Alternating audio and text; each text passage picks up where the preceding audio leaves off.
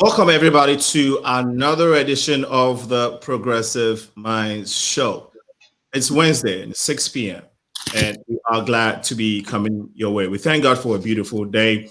Today, we are going to be talking about the impact of COVID-19 on education.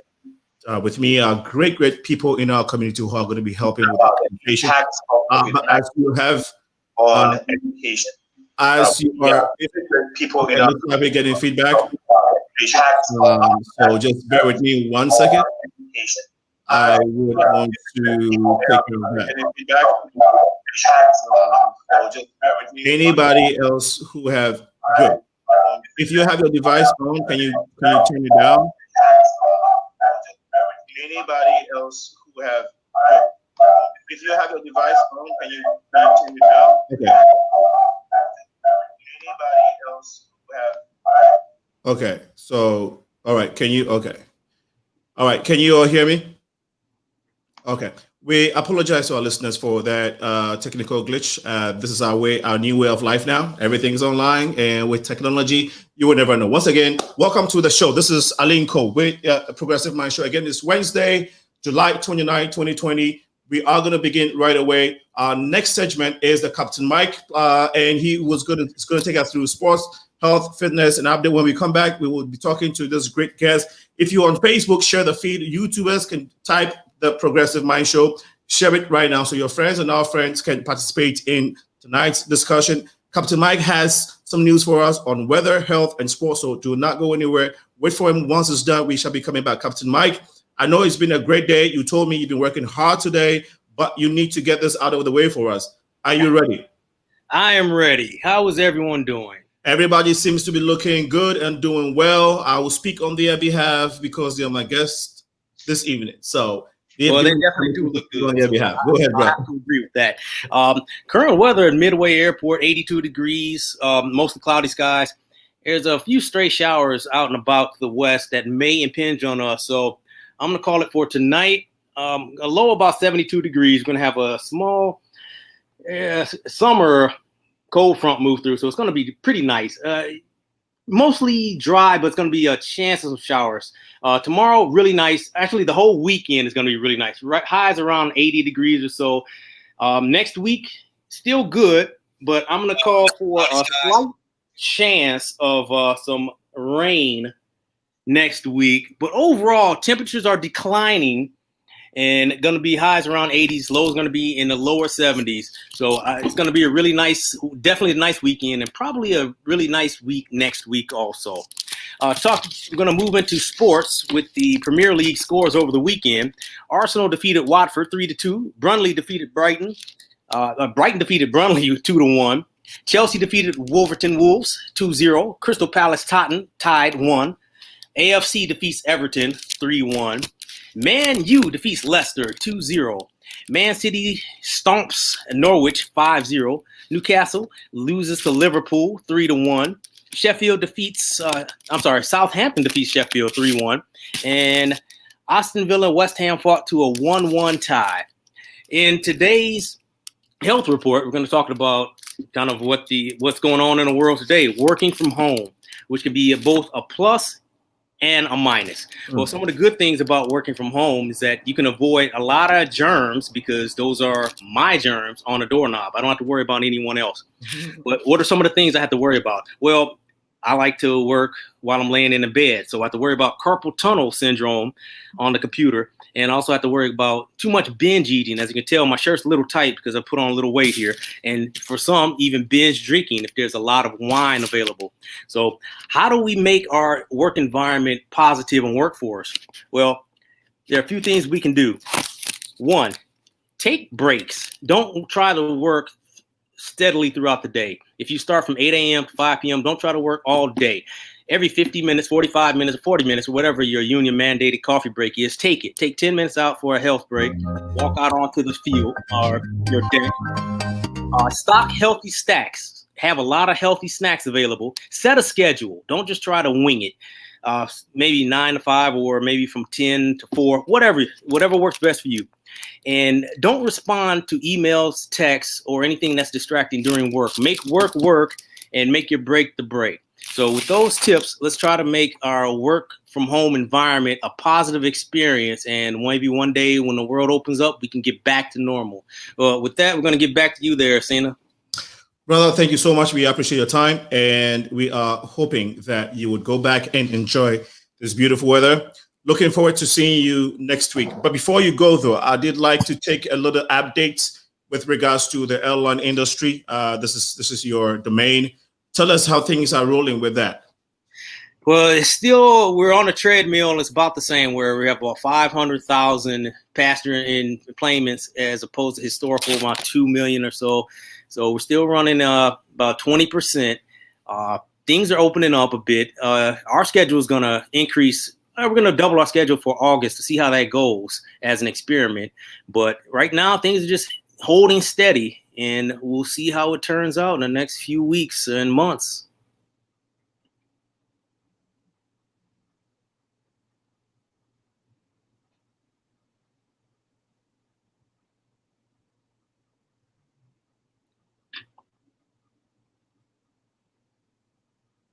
I think I got frozen there.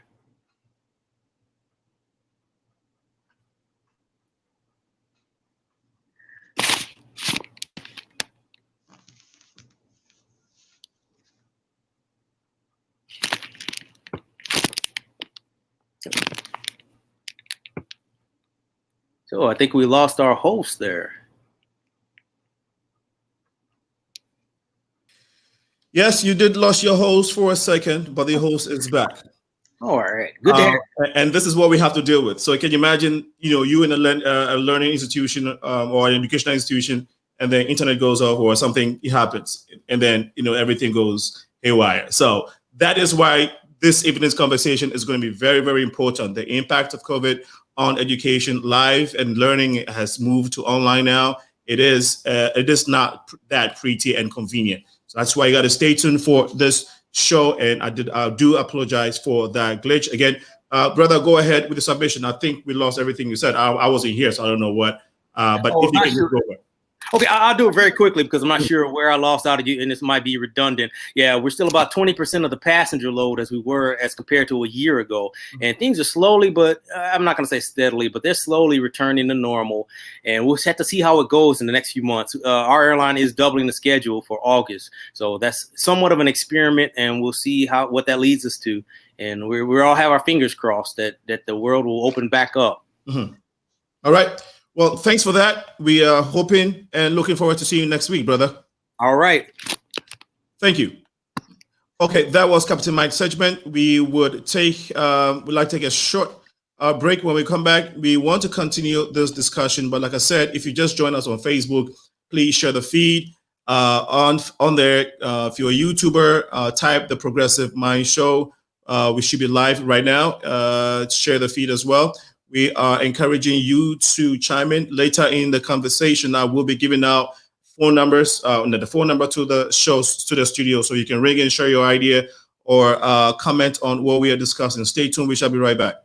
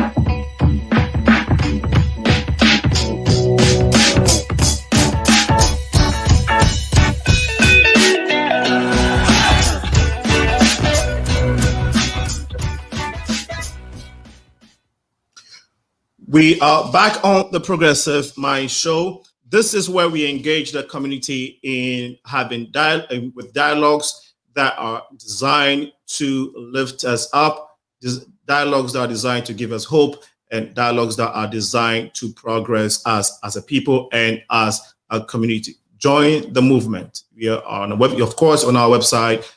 You can just go out there and send a donation to us to help support the good cause that we are on. It's theprogressivemindsshow.com, theprogressivemindsshow.com. Instagram is the Progressive Mind Show as well. But basically, just go on social media, look us up, and support. Not only support, but join the movement. You can also donate via Cash App to Sena Alinko. Sena, you have to type in the dollar sign and then Sena Alinko. This evening, we are going to engage these beautiful people within our in the city of Chicago who are going to be helping to discuss the effects of the pandemic's effects or the pandemic's impact on education.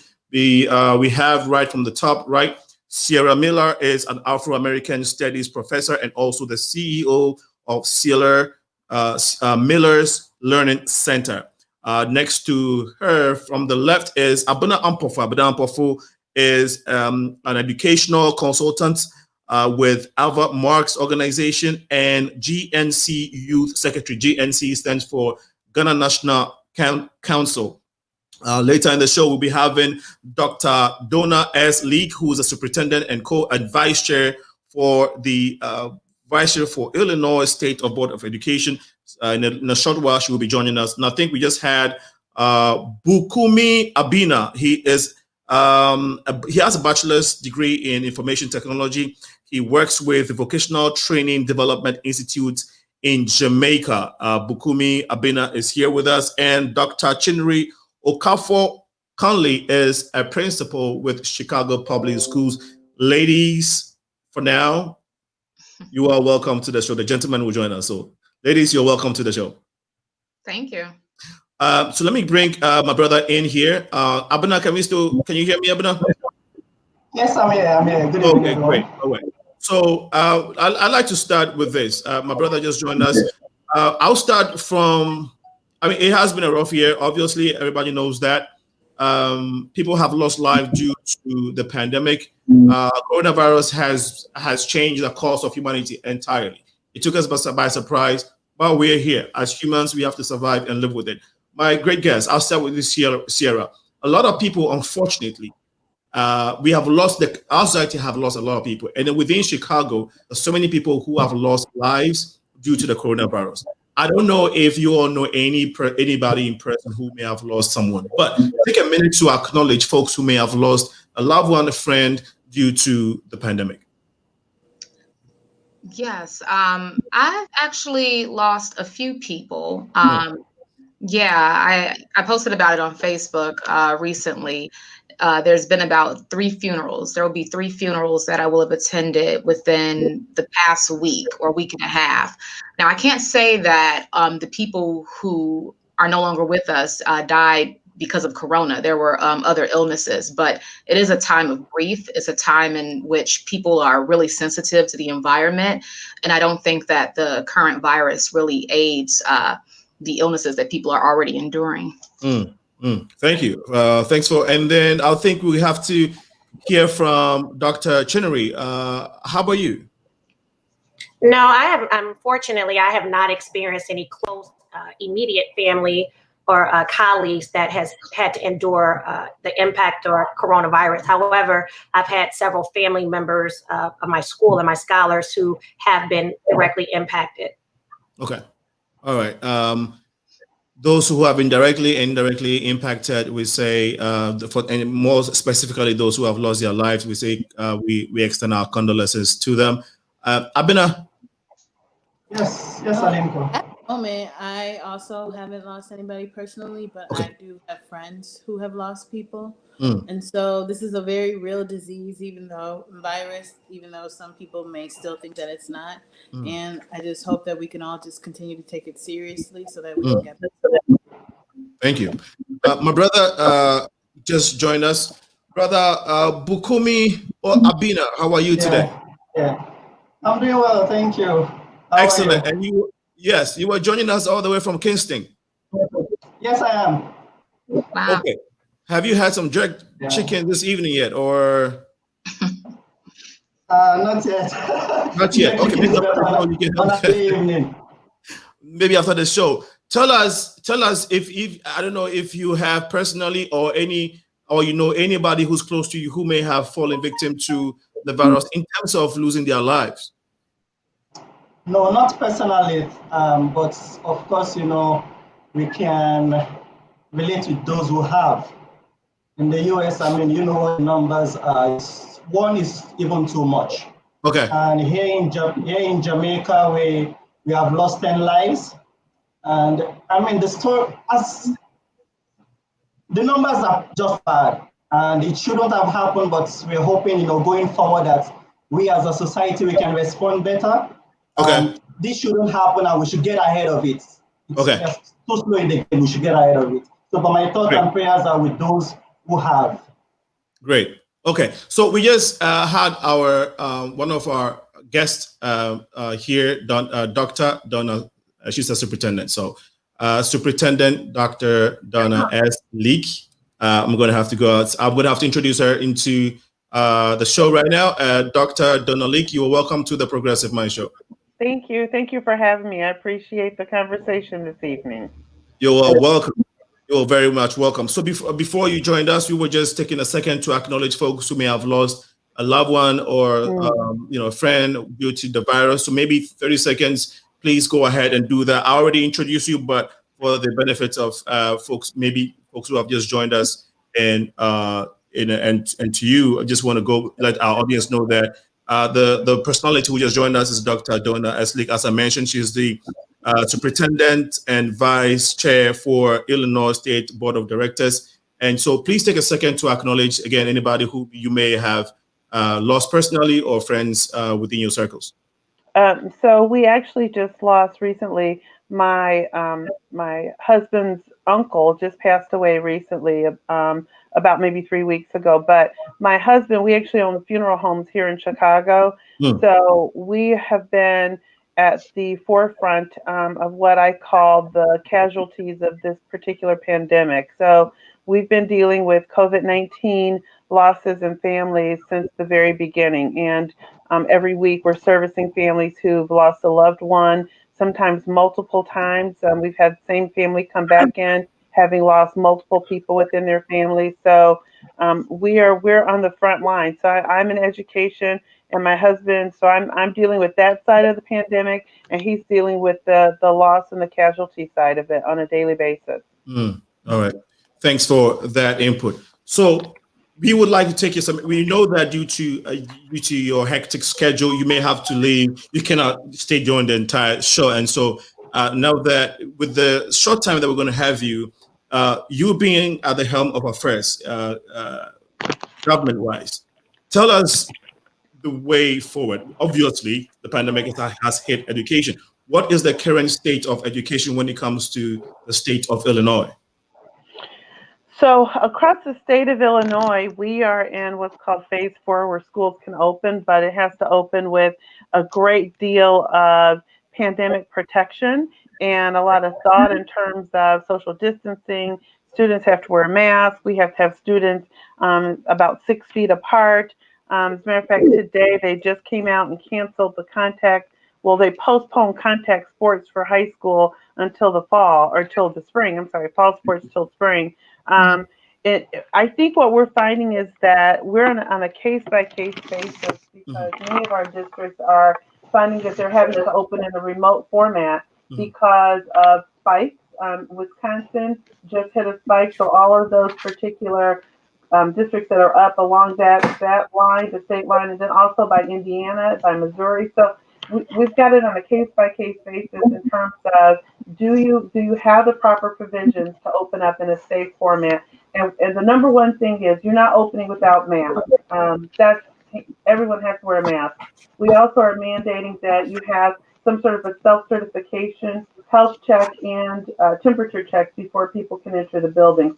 The biggest crisis I think we have is that trying to switch to remote learning for those districts that need to do that, making sure that our students have not just the Chromebooks or the devices, but they have internet access. That's been a huge issue, whether it's rural or urban or suburban, making sure that they have internet access and that they have access to high quality teachers who know how to teach in that kind of format and provide engagement. And then also making sure that we're taking care of the social well-being of our students and our parents, because many of our parents have been in this format since March, and they're struggling. So, the state of Illinois, it really is.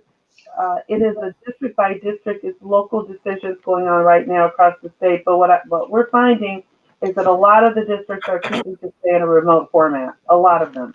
Okay, to help our audience better understand, your role and the impact of the message that you're sharing today, what district do you is your jurisdiction, and how far does it go? Maybe so we can have a clear understanding of what you cover. Absolutely. So I wear two hats. I'm superintendent of a district that is in the south suburbs of Chicago, and my district it goes all the way to the Indiana state line, and it goes to the next county, which is Will County, Okay. and then it's just a little west of there. So it's basically the way that Illinois is. We're done by counties. You've got Cook County. In the middle of Cook County is Chicago. My district is in the very southeast corner of Cook County. So that's my role as superintendent. But then I also serve as the vice chair of the State Board of Education. So that particular jurisdiction for the state is the entire state. So I have to wear one hat in terms of making decisions for the local community that I serve, and then also another hat in making and providing guidance to the state as a whole in terms of guidance that can be utilized regardless of what district you happen to be in. Okay, thank you so much for giving us a clarification on that. Some people are torn between, they say schools might open before the year end, in terms of the traditional physical opening where everybody can be on campus. Some are saying, well, no, schools are going to be closed, or they are closed to the end of the year. There is that, division with regards to what it is when it comes to schools across the state. So what is it? Are schools open from let's say kindergarten all the way to graduate level for the entire state, or are some closed, some open? What is the state? You hit the nail on the head. Some are open in what they call a hybrid format. So maybe half the students come on Monday, Tuesday, the other half come on Wednesday, Thursday, and everyone is remote learning on Fridays. But then some districts, all students are on remote learning. So all students are on a computer at home working with their teacher in that format. So there's not one size fits all for the state of Illinois. We have guidance that we recommend that districts utilize, but it's a case-by-case basis. So, for example, the district I service, we're right next door to Indiana, which just started to spike, and 25% of my staff live in Indiana, and we just had a COVID-19 diagnosis of a staff member. So we had to make a choice, and 75% of our parents want to use remote learning. So my district is one that's utilizing remote learning, and we're in the process right now of working that out with the community and parents to make sure that every child is covered, that every child has a device, they have internet access, they have whatever needs that they have, and then by appointment for some of the students who need special services. But other districts who are maybe middle of the state where they don't have that situation, they may be doing a hybrid model where students come to school on an A-B schedule. So Illinois is, we have over 850 school districts. So that means we have over 850 different plans based on that local community and their needs. Does the economic standing of these communities play into the strategies that you devise for every district? It's interesting. The economic standing for our school districts, it has varied remote. So you'll have high income school districts that are going fully remote, and you have low income school districts that are going fully remote. Okay. Again, what I think people are really gauging it on is the health and wellness and the ability to ensure a safe environment. Some of the high schools, where a high school might have 3,000 students and they're a high income area, but they can't feasibly bring in those 3,000 students on any kind of an A-B schedule and be able to provide lunch, because you can't have more than 50 people gathered in one space. So it's impossible for you, even if you split the student population in half, there's no way you can get down to 50 students in a lunch period. So it's not feasible for some of those school districts to actually open up their schools. It just doesn't make sense feasibly. They can't do it. Now, we all don't know how this pandemic is going. Nobody has I don't know if the state has an end game plan. We don't know. But can you maybe tell us how it looks a year from now?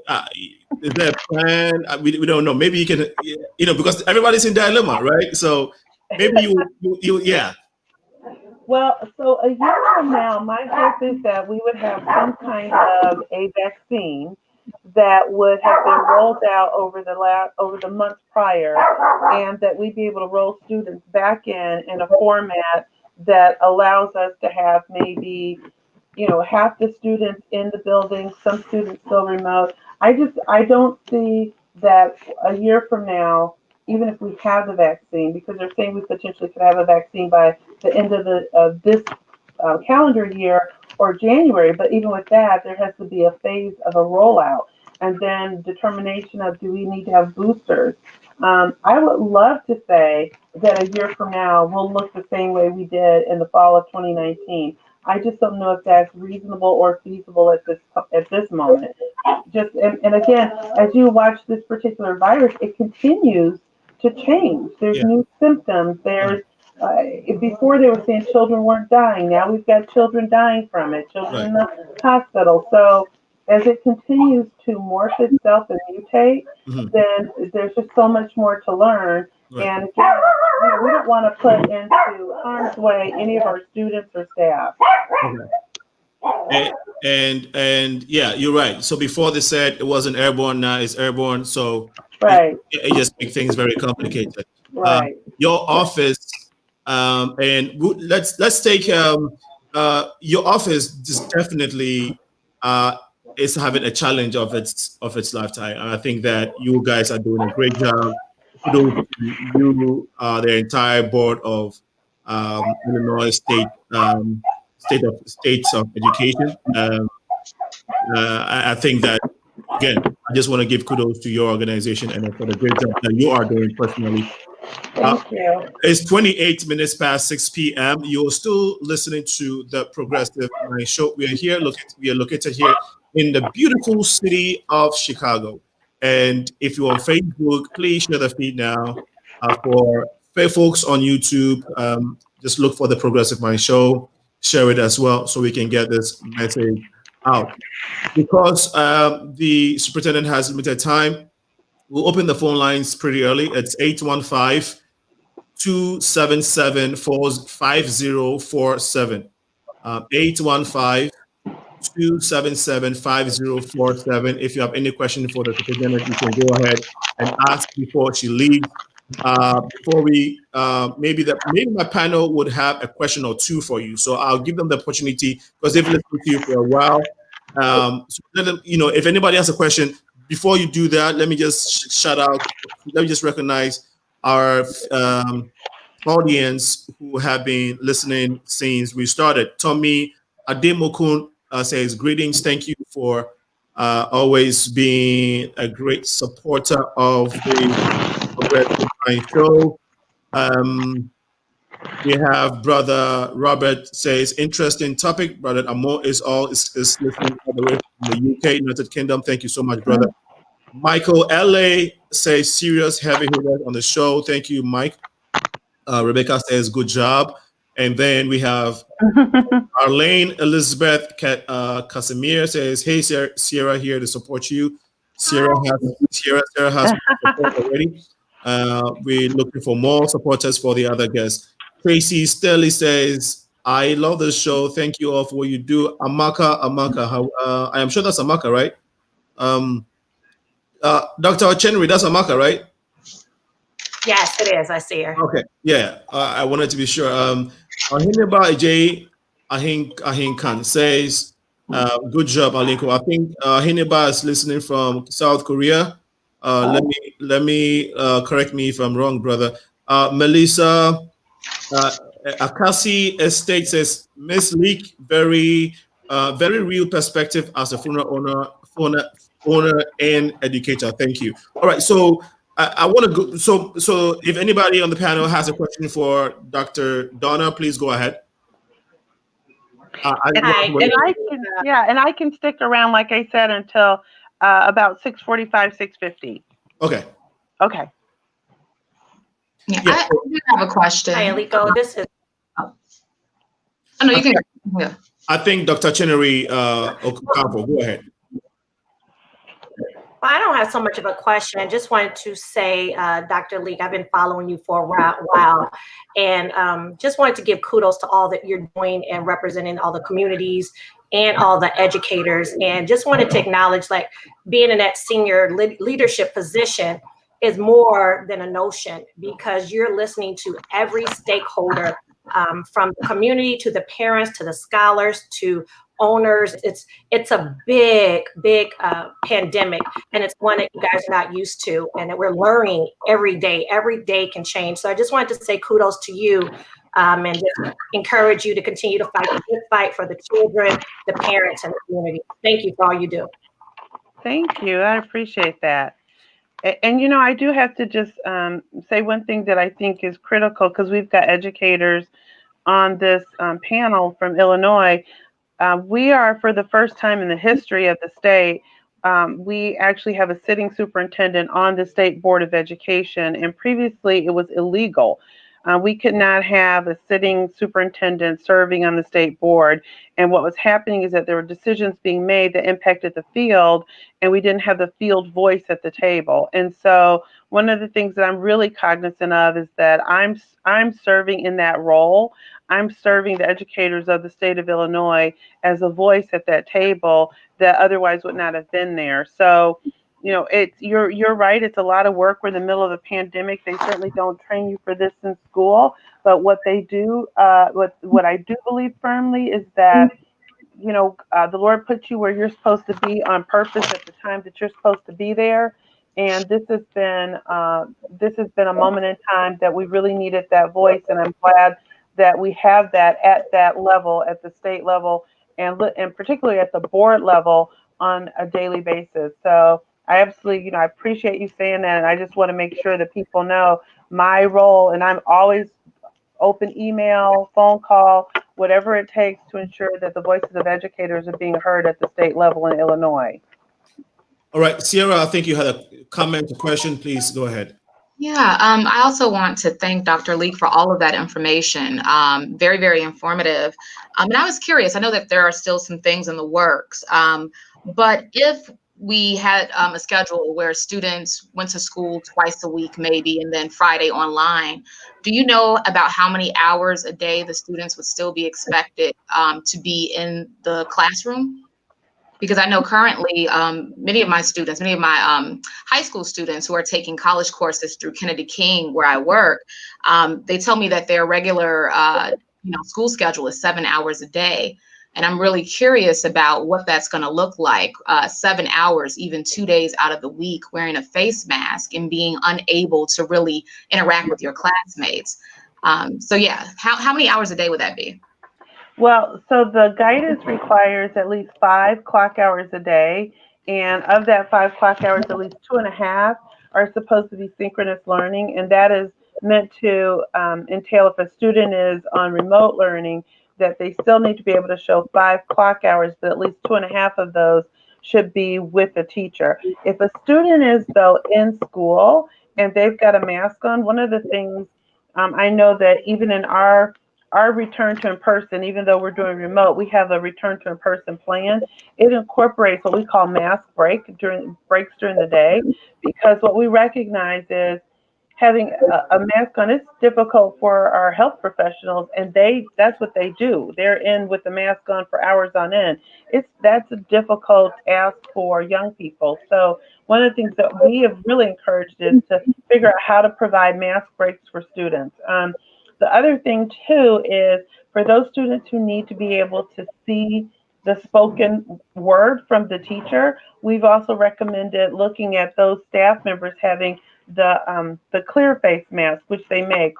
So for example, our speech and language pathologists, when they're doing speech work with students, they would wear the clear mask so the students can see their mouth because they need to see that.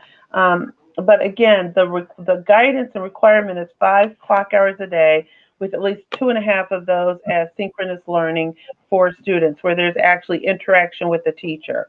So for your students who are doing 7 hours a day, if that's 7 hours 2 days out of the week, then that's 14 hours, and the 5 hours a day for a full week would be 25 hours. So those students would need another 11 hours of work over the other days, over the course of the other days, to ensure you've met the 5 hours a day clock hours. Okay. Okay, thank you. Thanks. I don't know if anybody else wanted to. Abena, are you still here? If you have a comment, please go ahead. If not, we'll take a short commercial break and then come back. I'm good, Yes, I had thanks. a quick question. Well, I had a question. So with myself, I'm an early childhood educator, and even with COVID-19, our center did not take a break. So we've been working throughout the entire time.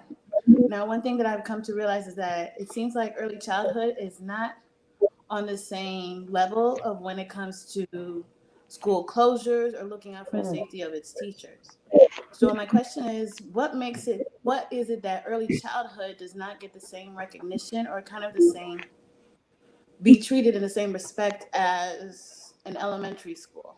Because even with everything that has happened, early childhood doesn't get the chance of being 6 feet apart. Whereas an elementary school, the children have desks, so they can separate themselves from the teachers. At times, if you don't really need to speak to your teacher, you don't have to go closer to your teacher. Whereas in early childhood, these children are young. They're under the age of 5, where they're still even learning how to handle bodily functions, or even understanding how it is to wash their hands and wipe their noses and things of that sort. So what is the plan for early childhood centers going into the next coming school year?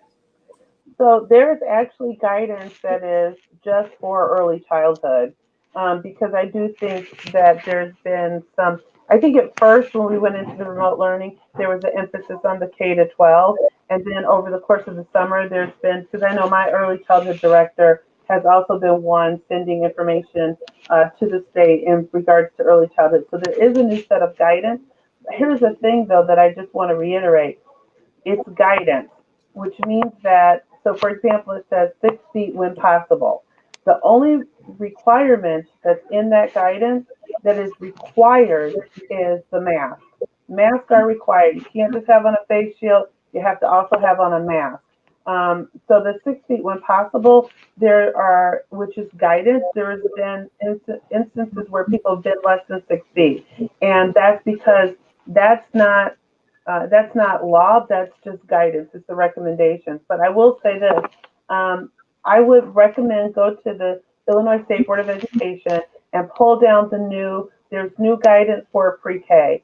And as a matter of fact, I know my early childhood director was reviewing it to figure out when we return to in-person, what it might look like, because you're right.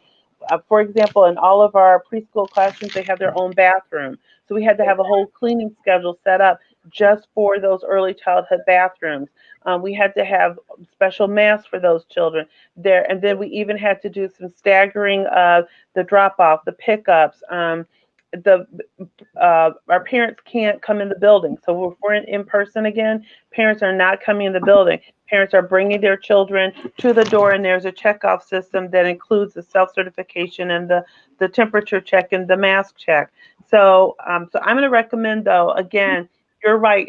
At the very beginning, it was such a focus on K to 12 that there wasn't that focus on that pre-K. So my recommendation is to pull down that guidance and just go through it with whoever is facilitating the PPE and the social distancing. So, for example, decals.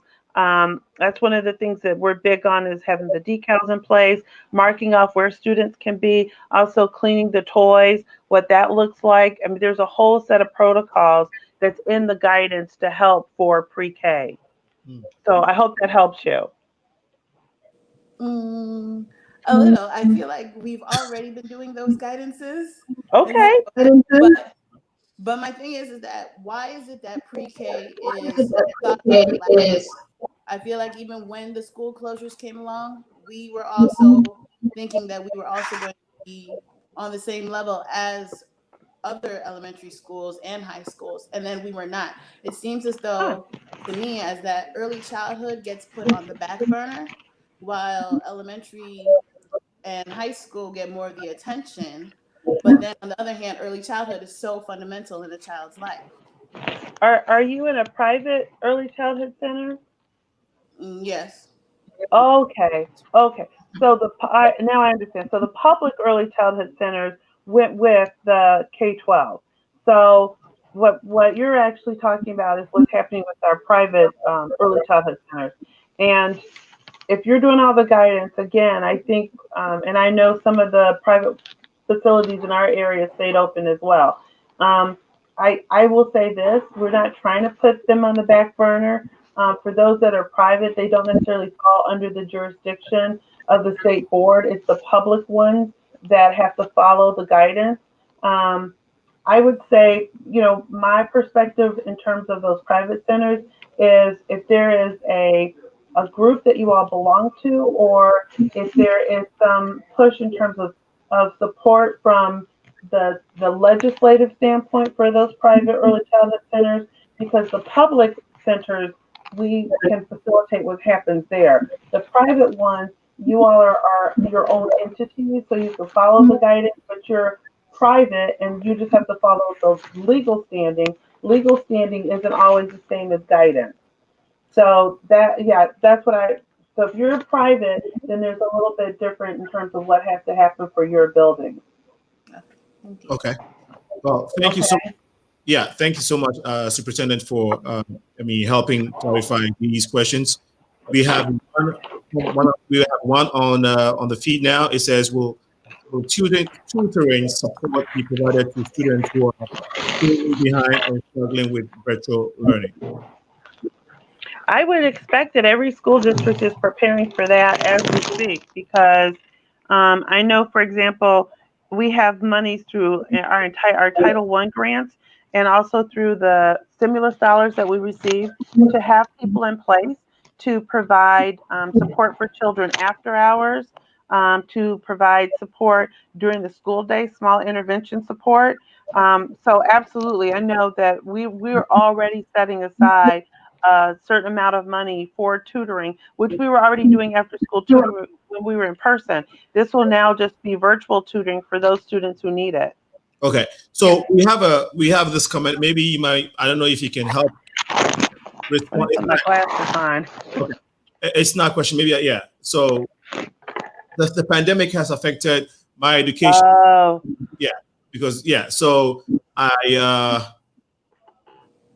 if you did like to. Actually, I'm going to say they are setting up SATs this fall.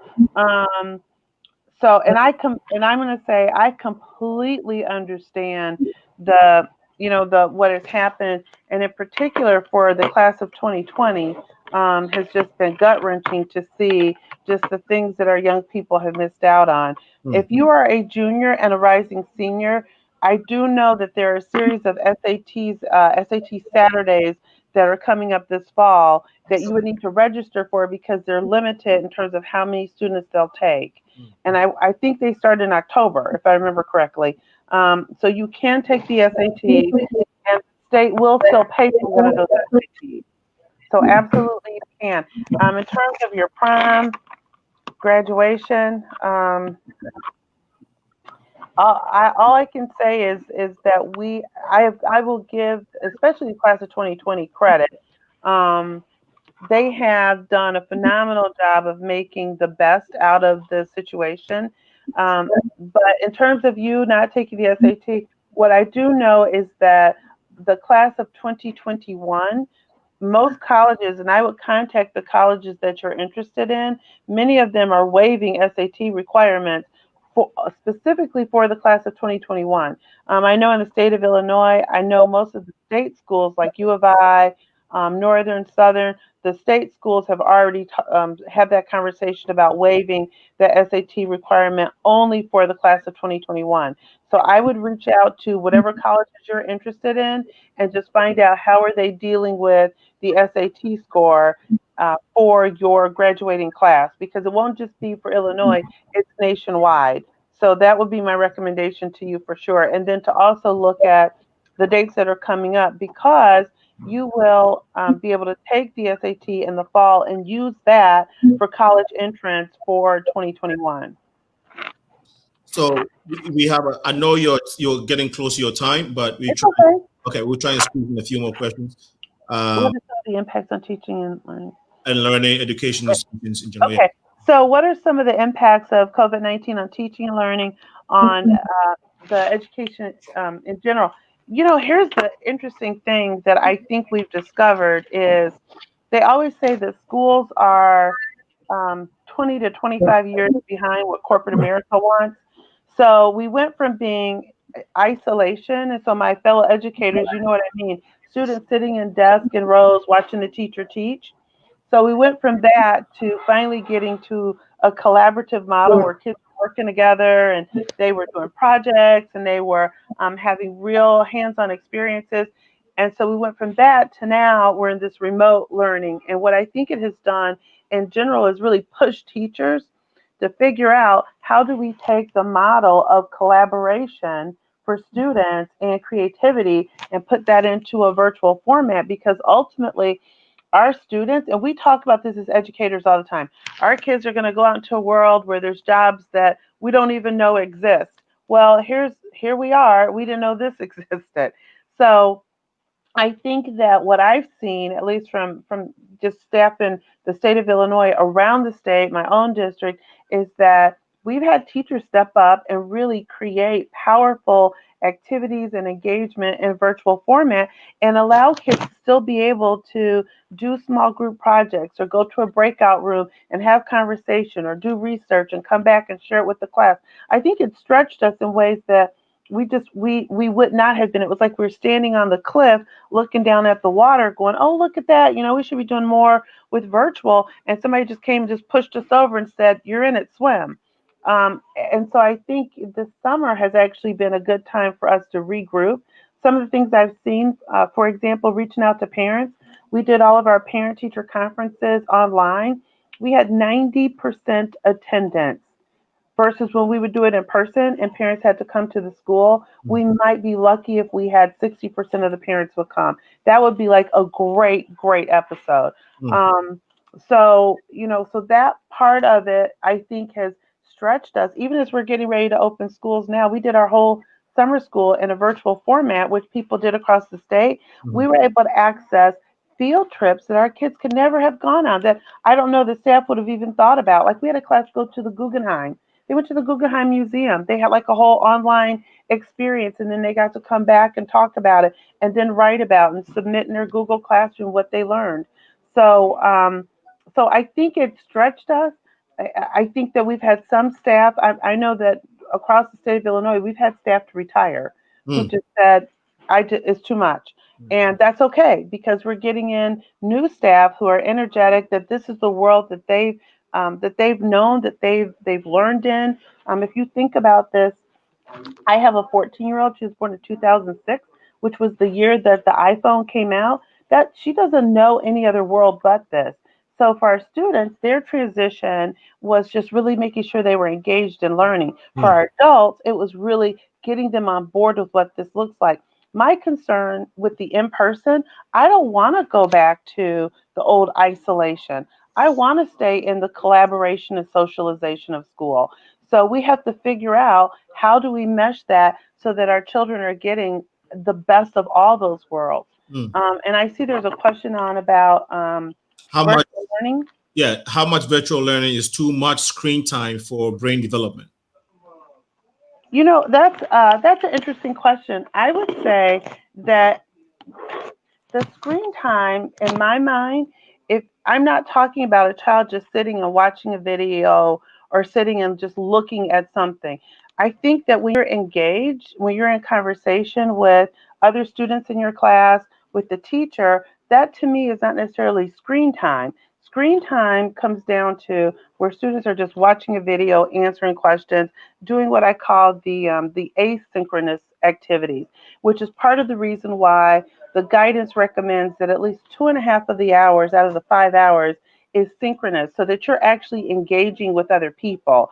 And so then that leaves you with about 2.5 hours during the day that you could be doing other things. But that doesn't mean it's screen time. You could be practicing on you having a scavenger hunt around your house for, if you're in Spanish, labeling things that start with particular letters in Spanish. So there's different kinds of activities that can be absorbed within that 5-hour clock day, but there absolutely has to be at least 2.5 hours that you're engaged with people. And that's a difference than just screen time. Okay. Well, I hope that the superintendent has been able to answer all your questions. If she hasn't, I have a personal number. You can catch her after the show. No, I'm just kidding. But I know your time is running, but I just want to throw in this real quick question. So there was this issue of broadband in some of the poor communities, and how is the state managing this? A couple of ways. One, with the federal stimulus dollars. So the way that those dollars were disseminated is based on your Title I dollars, and Title I dollars come to schools based on your low income population. So the state of Illinois got a bulk sum of money, and that money was disseminated based on what percentage you would have gotten of Title I dollars. So and so we were able to use those dollars on Chrome or computers, devices, whatever kind of devices, and on PPE, so personal protective equipment, and broadband, as well as professional development. So that was a bucket of money that you could use to purchase hotspots to help assist. Now, we also they just released this week, and by August 1st, if you want to put in a proposal, you have to submit that you want to put in a proposal by Saturday, and that's another competitive sum of money that you can use to purchase additional broadband for your family. So I know for our district, we purchase hotspots that families can check out. And what's really important is it's not just families that don't have internet, it's families also that have multiple children, and their broadband is not enough to accommodate 4 or 5 children on at the same time. So that's the digital equity grant that is becoming available by August 14th, and in our CARES money that's been done. But then the governor has also worked on a whole plan to address digital equity across the state, because sometimes we think it's just in low income areas, but our rural areas are also suffering because they just don't have enough towers to provide the internet that they need in those rural communities. So that's where this digital equity money is coming from, is that lens that we've got to support to make sure that everybody has access to the internet services they need. So between those two grants, and then there's a push from the governor's office as well, that they've got a task force trying to address this also. Okay, we have to let you go because I know. Yeah. I've got another Zoom I got to jump on. I'm zooming all over the place tonight. Okay. Thank you so much. We appreciate your time, Superintendent. Of course. We were just wondering how you have been able to manage your responsibilities working with the Illinois State Board of Education and being a superintendent with family. I know it's a lot for you. So I do, yeah. Well, you know what? I just go where my calendar says go. No, actually, I have been very pleased with the fact that sitting on the state board and sitting as a superintendent, they go hand in hand, because I feel like the policies that we're making, the ability to help shape those policies based on feedback from my colleagues, is paramount to making all of our jobs a little bit easier and making sure that the voices are heard. And just managing with my family, they've been amazing, and when we have quality time together, we're together. And I'm one of those parents. I have a 8th grader. Like I said, she missed everything: the 8th grade dance, the graduation. She was so excited. She won like some major award, so she missed it all. But we made it work here. So we actually had a graduation out on the street because we had 7 homes on my block of graduates. So I think it's a matter of us putting always in our family, God is first, and then family, and then everything else falls in line. And so that's just how we live. And I feel supported by my fellow educators across the state that the work that we're doing is the right work at the right time, and we're the people who are where we're supposed to be to do this important work right now. We are not here by accident. We're here on purpose because we were intended to be here. This pandemic could have happened 20 years ago or 20 years from now, but it happened now because we were the chosen people to see us through and get us to the other side of this. So I just feel good to be in that space. Thank you so much. And I take it that will be your last words for it is. And I want to say thank you to my fellow educators. You guys are doing amazing work. I know this is hard. I know it's gut-wrenching. I know it's exhausting. I know that it is stressful. But all I can say is at the end of this, we will have created a whole new generation of what education looks like that we didn't even know would be possible. And so generations to come won't even know maybe who we were, but the impact it will have is just remarkable. So thank you guys. Thank you. Thank you once again, Dr. Superintendent Donna S. Leak, for your time. We really appreciate you. We hope that we can have you on the show sometime to maybe take it from here. Maybe in 3, 6, 4 months, who knows? Things may have changed, and you can come and give us an update. Thank you so much for your time. Thanks for having me. You're welcome. Bye-bye. Bye. Okay, so as we take leave of her, we want to go back to our panel. Let's remind our listeners again that we have Professor Ciara Miller, who is a professor in Afro-American Studies. And we also have with her is Dr. Chinyere Okafor-Conley, who is a principal with Chicago Public Schools. Bukunmi Abena is joining us all the way from Jamaica. He has a bachelor's degree in information technology and also with the Vocational Institute over there in Jamaica. Abena Ampofo is an educational consultant with early child education, specifically our organization. Ladies and gentlemen, we want to maybe just touch base a little bit, touch base on what everything that we discussed so far. We want to take a short break, but what is your remark with regards to everything that she said so far and how things are going? We'll start with Ciara Miller and then we'll come all the way down. Yeah, I think that she had a lot of helpful information. I just want to, let everyone know that, yes, I'm a professor at Kennedy King College, but I'm also a business owner. I own Miller's Learning Center. So the way that I reach a lot of students academically is through private tutoring. I'm an SAT, ACT, GRE, GED, ISEE, HSPT tutor. And beyond that, also an editor and mainly a dissertation editor too.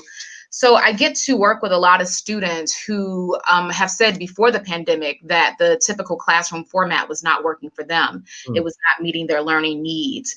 And so I may be a little all over the place, but I actually think that the SAT, it was a person who commented, I believe it was Kayla, possibly one of my Kennedy King, Gary Comer students. But yes, yeah. I want us, we will come back when we come back from the break. I want you to take your time and go into the points that you were making, which is very, very important.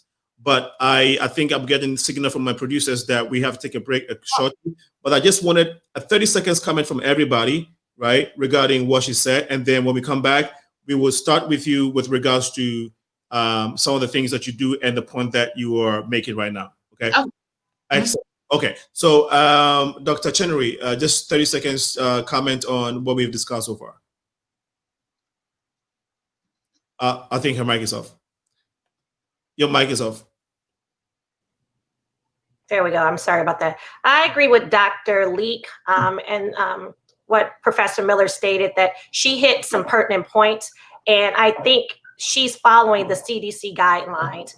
And of course, as we come back, I'm sure that as we speak, we'll talk about some of the nuances that we weren't able to talk about in detail about when she spoke about equity and equality. So I think the conversation will get a little bit more deeper and really similar to your callers. How does this impact our scholars? How does this impact the children and their families? All right, Abena. She did a great job. Definitely put a lot of people's minds at ease, so which was really great, and also gave a lot of new information for the Okay, my brother Bukunmi, I hope you were listening the entire time. Yes, I was. Yes, I was. Okay. All right. Yeah. Good.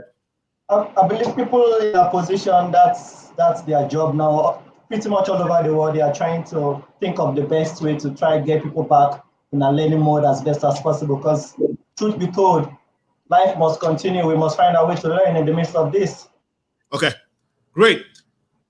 Well, we will take a short break. This is the Progressive Mind Show with your host, Alinko. When we come back, this great honorable guest will still be with us. So don't go anywhere. We shall be right back. Are you looking for fast and reliable delivery services? Look no further.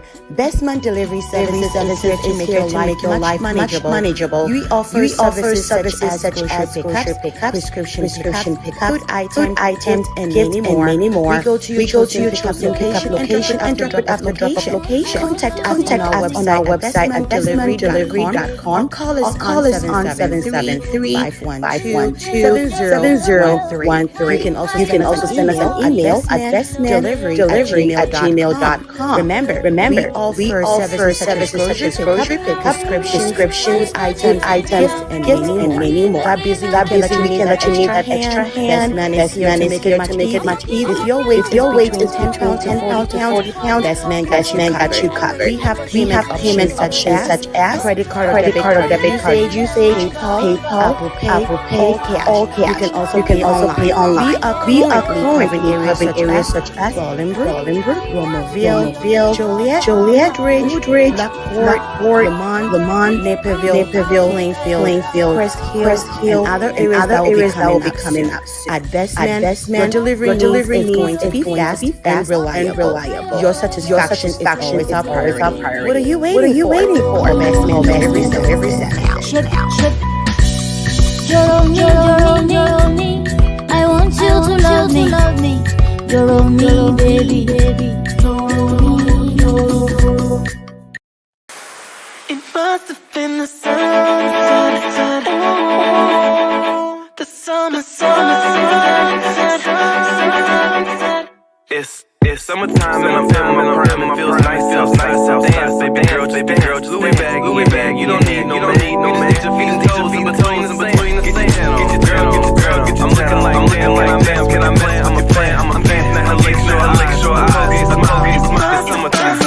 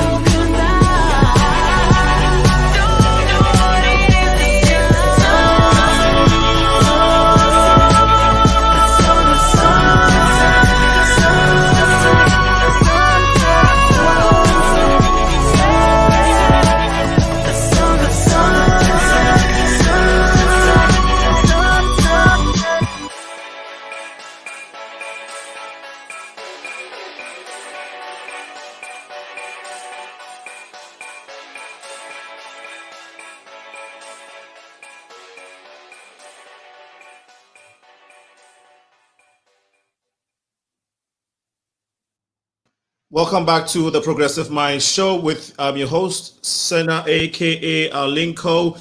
And this is the platform where we build our community by engaging you and I in dialogues such as this. A few minutes ago, we were listening to the Superintendent and Vice Chair of the Superintendent and Vice Chair of Illinois State of Education, Illinois State of Education. Okay, let me get it right. Illinois Board of Education, right?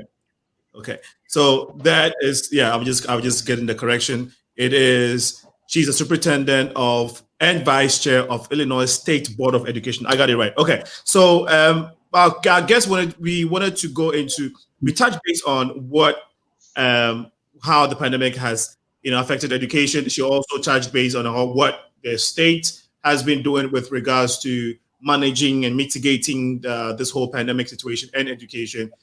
We want to listen to our panel members, the rest of the panel members, with regards to their insight to what she said, and we're also going to get from them with regards to how they have been dealing with this pandemic in their day-to-day. So we will start with Ciara Miller, who was making a very powerful point. Before that, the song you listened to is by Easy Maze. Easy Maze is from Chicago. He is born and bred in Hyde Park.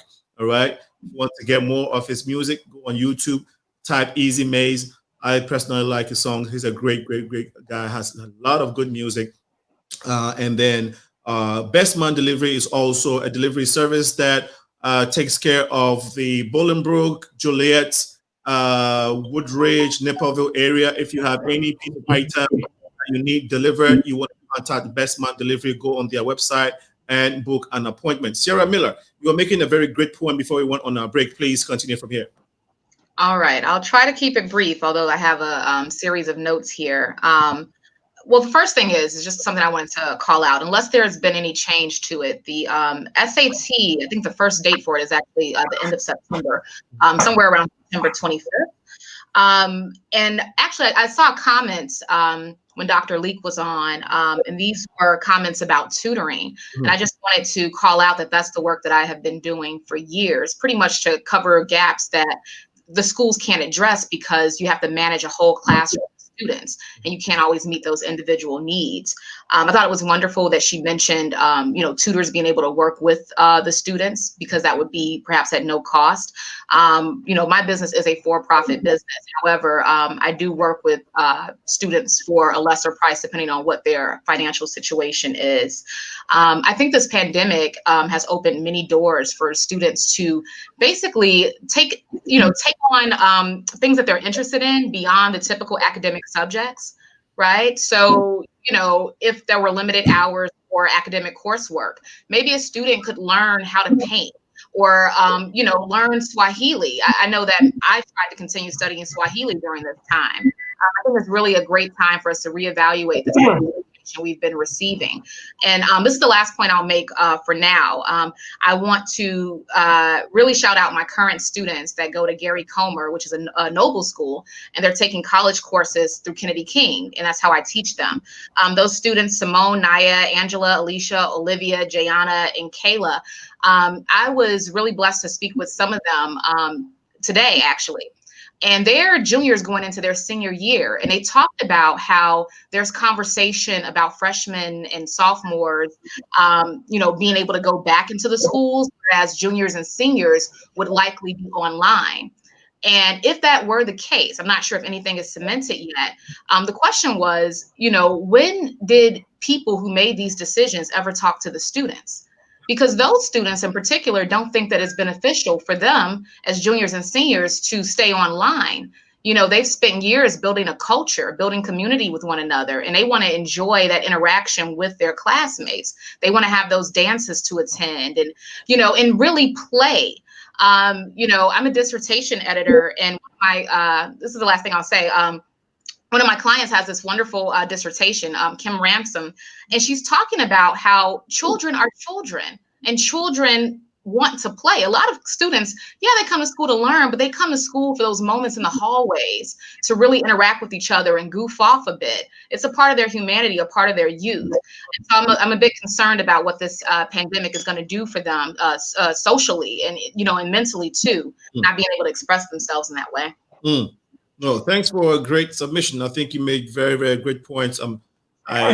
Anybody wants to comment on a point or maybe give us your insight with regards to what you have been experiencing. Dr. Chinyere, I know you wanted to comment on what we had discussed before the break, so go ahead. Well, Ciara Miller, I just in response to the junior and seniors, if I'm not mistaken, I'm with Chicago Public Schools. I'm a principal with the district. And I do know that, and I think that's a great question, like who are they bringing to the table? Again, I have to just shout out like all the leadership with CPS. And it's not to give extra credit, it's just to truly give credit. I've watched them be very transparent with the process. Dr. Janice Jackson, Dr. McDade, my chief, Higginbottom, we all, it's leadership is one of those tough things. But what I do know is they have had open doors and open surveys. They've done pilot groups, small groups, family focus groups. Even like with Chicago, the survey is still open. I think the deadline is at the end of this week. So there's still opportunities for scholars and their families who are in the city to voice their opinion. Don't quote me, but I do know that there was a lot of pushback on that. And if I'm not mistaken, I think they've already started back to reconsider, if not change that dynamic. So have them check in if it's with Chicago Public Schools. I know that they're heavily listening to the parents and the communities and the parent owners. And one of the things I shared with Aliko is that nobody chose this, right? So like, we didn't pick this. They didn't pick this. The families didn't pick this. This came upon us. So there's people who, in leadership, I think they're charged with so much work. And this is one of those opportunities that's even I'm in a leadership position where you see where the work has to get done. First of all, first and foremost, safety, right? We're talking about the social, emotional, and learning needs of our scholars. But if they're not here to enjoy themselves, what's more important and at what cost? So I think, we're trying to look at spaces and what does a building look like? Don't forget that high school also has to transition. So high schools are different than elementary schools for some points because they go to different classrooms. And then when you're talking about teachers, they have to see. So instead of like an elementary teacher, a high school teacher might have to see 100 or more scholars, depending on. So I'm not sure what went into all of the decision making, but I can assure you, and I think that the surveys and the chats, they were all open to the public. So I think the scholars raise a really good point on just feeling hurt. I mean, I think we all are like, wow, what's going on? And you just can't predict the day. So that's what I would say in regards to the junior and seniors. But I do know that I heard it, that they have revisited and have rethought it because of the pushback from the juniors and the seniors. So that scholar is she's on point. Use your voices, have your parents, have your advocates, just like Mrs. Miller, that's how you get your point and your voice across. Advocate for your needs because that's how you get the information. This is new to everyone. No, thanks. Thank you. You're welcome. Thanks a lot for your good insight. Abena, maybe we'll take your point and then just a quick, and then we'll go to Bukunmi. I know it probably is really hard for students at this time. I mean, to not really have the way you plan to end 2020, especially with the way everybody thought 2020 was going to start. But being in the early childhood sector and having a school where we had 200 students, and then when the school closures dropped down, it dropped down to 30 students. So to see that big break, and then to have some students who still came around and they notice things that they can't really hang out with their friends anymore, or their friends are not coming to school. And it does hit them emotionally and things like that. But I also feel as though, especially with graduating with a public health degree, I feel as though sometimes it may not be understood the seriousness of it. So I do applaud the schools in the fact of trying to keep it more remote and making it at least that hybrid for 2 to 2 things, because just as easily as I could have a young one who doesn't cover their mouth when they sneeze, the students love each other. So of course in high school, you all see them, they're hugging each other, grabbing each other, but then also forgetting the fact of how serious and how easily this sickness or this virus can be transmitted. So it is tough, but I think one thing that like we've been teaching our students is that it's for the greater good, because just as Dr. Chinyere said, is that what good is of them to have the school if they can't be around to enjoy it? Great point. Great point. We shall come back to you all for some specific questions, but I want to listen to my brother Bukunmi from Jamaica. Somebody actually go ahead with your. Now, let me ask you this. What is the overall state of education in Kingston, or I'll say Jamaica, since this pandemic started? You being a student and being a teacher as well. Yeah. Yes. It seems much, I mean, all of this started in January, but COVID came to Jamaica in March. So the approach we have taken as a country is really to safety first. We have, I think pretty much the first week that we had our first case, the schools shut down. And since then, of course, it has brought about a couple other challenges because, truth be told, we were never prepared to teach remotely, to go online or teach on Zoom or anything like that. Okay. So what that did is to force our hands, be it at the college level, at the high school, and just like some of my panelists have been saying, I can imagine how difficult it is to teach at the early childhood level. I mean, a young one being computer and trying to learn all this, it's hard. But what we have done though is, given the severity of the pandemic itself, if we keep safe as a society, then it is possible for us to return back to our normal lives, be it in education or in many other aspects of life. Because if this continues, the same struggles we are having, the same challenges we are having, there's absolutely no way that you can control and have the same high level of action like we used to. If we don't get ahead of things, we definitely have to go back in class physically, maybe not 100%, but some form of it. And of course, there's different challenges like infrastructure. Some students don't have access to internet, access to computer. You have several persons being at home is not a conducive environment necessarily to learn. So this, we must get ahead of this. And what we should do is to, as best as possible, with the information that is available, use your masks, social distancing, and all of that. And very importantly, I must say, though, is the responsibility of the government. Because, for instance, in Jamaica, we are actually planning to go back to school come September, of course, in a staggered manner, with different year groups coming different days. But one of the reasons why we are able to take such leap at this time is because the spread of the disease in the society is under control. So we actually don't have much cases spread locally anymore. The cases we have are imported cases. So I think that's what we have to do as a society so that we can go back to education, be it online, do it, or physical. Else it is, let's get ahead of the pandemic first. Must be very, very difficult teaching in a third world country. We know the struggles of developing countries.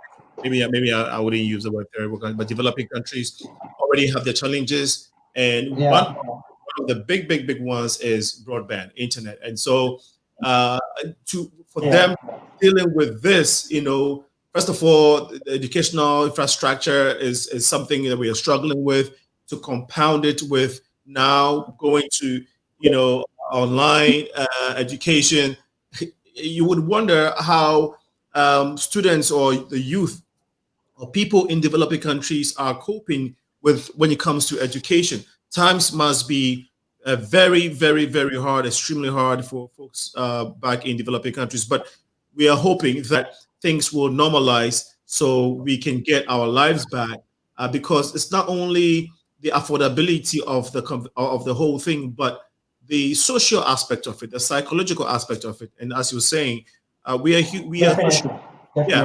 beings, and how can you study? Last week on the show, one of the guys was talking about, he's in Ireland. He was talking about how his professor, and he's in a grad school. I know, I think it's grad school or maybe PhD. But he was talking about how his professor had to come this close, like literally. Let me demonstrate. He says his professor had to do this on the screen, like this close, like literally, for right, so they can.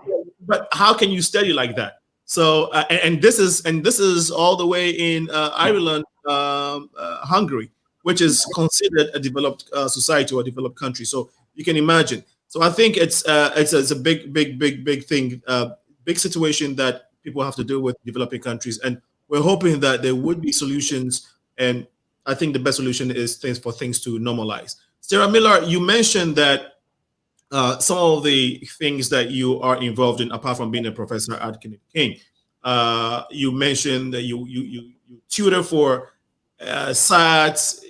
Can you go into all this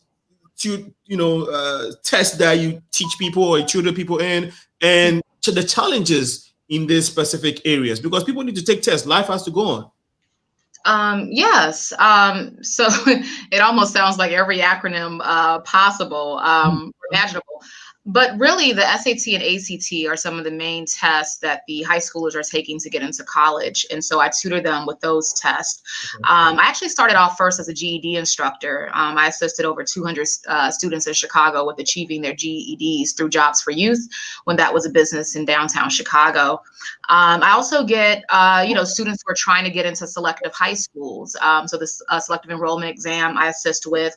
If people want to get into private, selective high schools, the ISEE, and then Catholic schools, the HSPT. So I pretty much, it's funny, I should have thought more about this, but there were definitely moments where my apartment was chaotic because I had books everywhere and I was trying to study everything possible to help move our students along and, allow them to get the best academic opportunities possible. It could stem from me growing up in a certain community on the West Side and recognizing that education was my major outlet. And I really see it as a social justice endeavor. To be honest with you, my experience of tutoring students when it was one-on-one in person, and even online, it has been phenomenal. And I think that's because we get rid of the fluff. Some people may, go against me here, but there are no classroom management issues when you have one-on-one tutoring. There's me and a person and their personality. And I learn to deal with them whichever way, best fits. I want to say this too. Even my high school students who are taking college classes, the ones I spoke to today, they told me, and I hope that I'm getting their ideas correct, that they actually think that the online learning is best for them to get the academic information that they need. They said that being in the classroom space is better for them socially. And the only other benefit of being in school is that if they have an immediate question to ask an instructor, they can ask it and get that attention versus trying to set up some virtual office hours. But in terms of getting the information and being focused strictly on the academic subjects, online learning works quite well for them. And I can see how. I work with so many students who, 7 hours a day, 5 days a week, and a student can be in the 8th grade and still not know how to subtract, right? So there's, a lot of issues with our current system before this pandemic even hit. And I think that this is the perfect time for us to address those issues. Perfect time for us to address those issues. And so when we come, we'll come back to you so you can, I'm sure maybe you have some pointers, some of the specific issues that you want to address, so you can help us go through it. Abena, if you would you want to let us know your personal experience with some of these kids, the struggle of trying to get used to teaching them online versus in person, traditional in person style? Can you maybe share some of your personal experiences?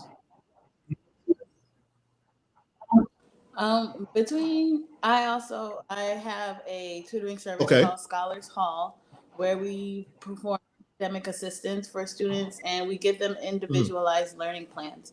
So it's more of student empowerment. Sometimes one thing that we've realized is that when it comes to school and being in a large setting, it's harder to kind of get your ideas across. And then it's also, students are very much so reserved because they never want to seem like, oh, they're the one who don't understand anything. So what we do is that we have like group sessions where we do peer empowerment, because just like anybody who is having their own business, or even as we grow as adults, our peers do provide some type of motivation for us as well too.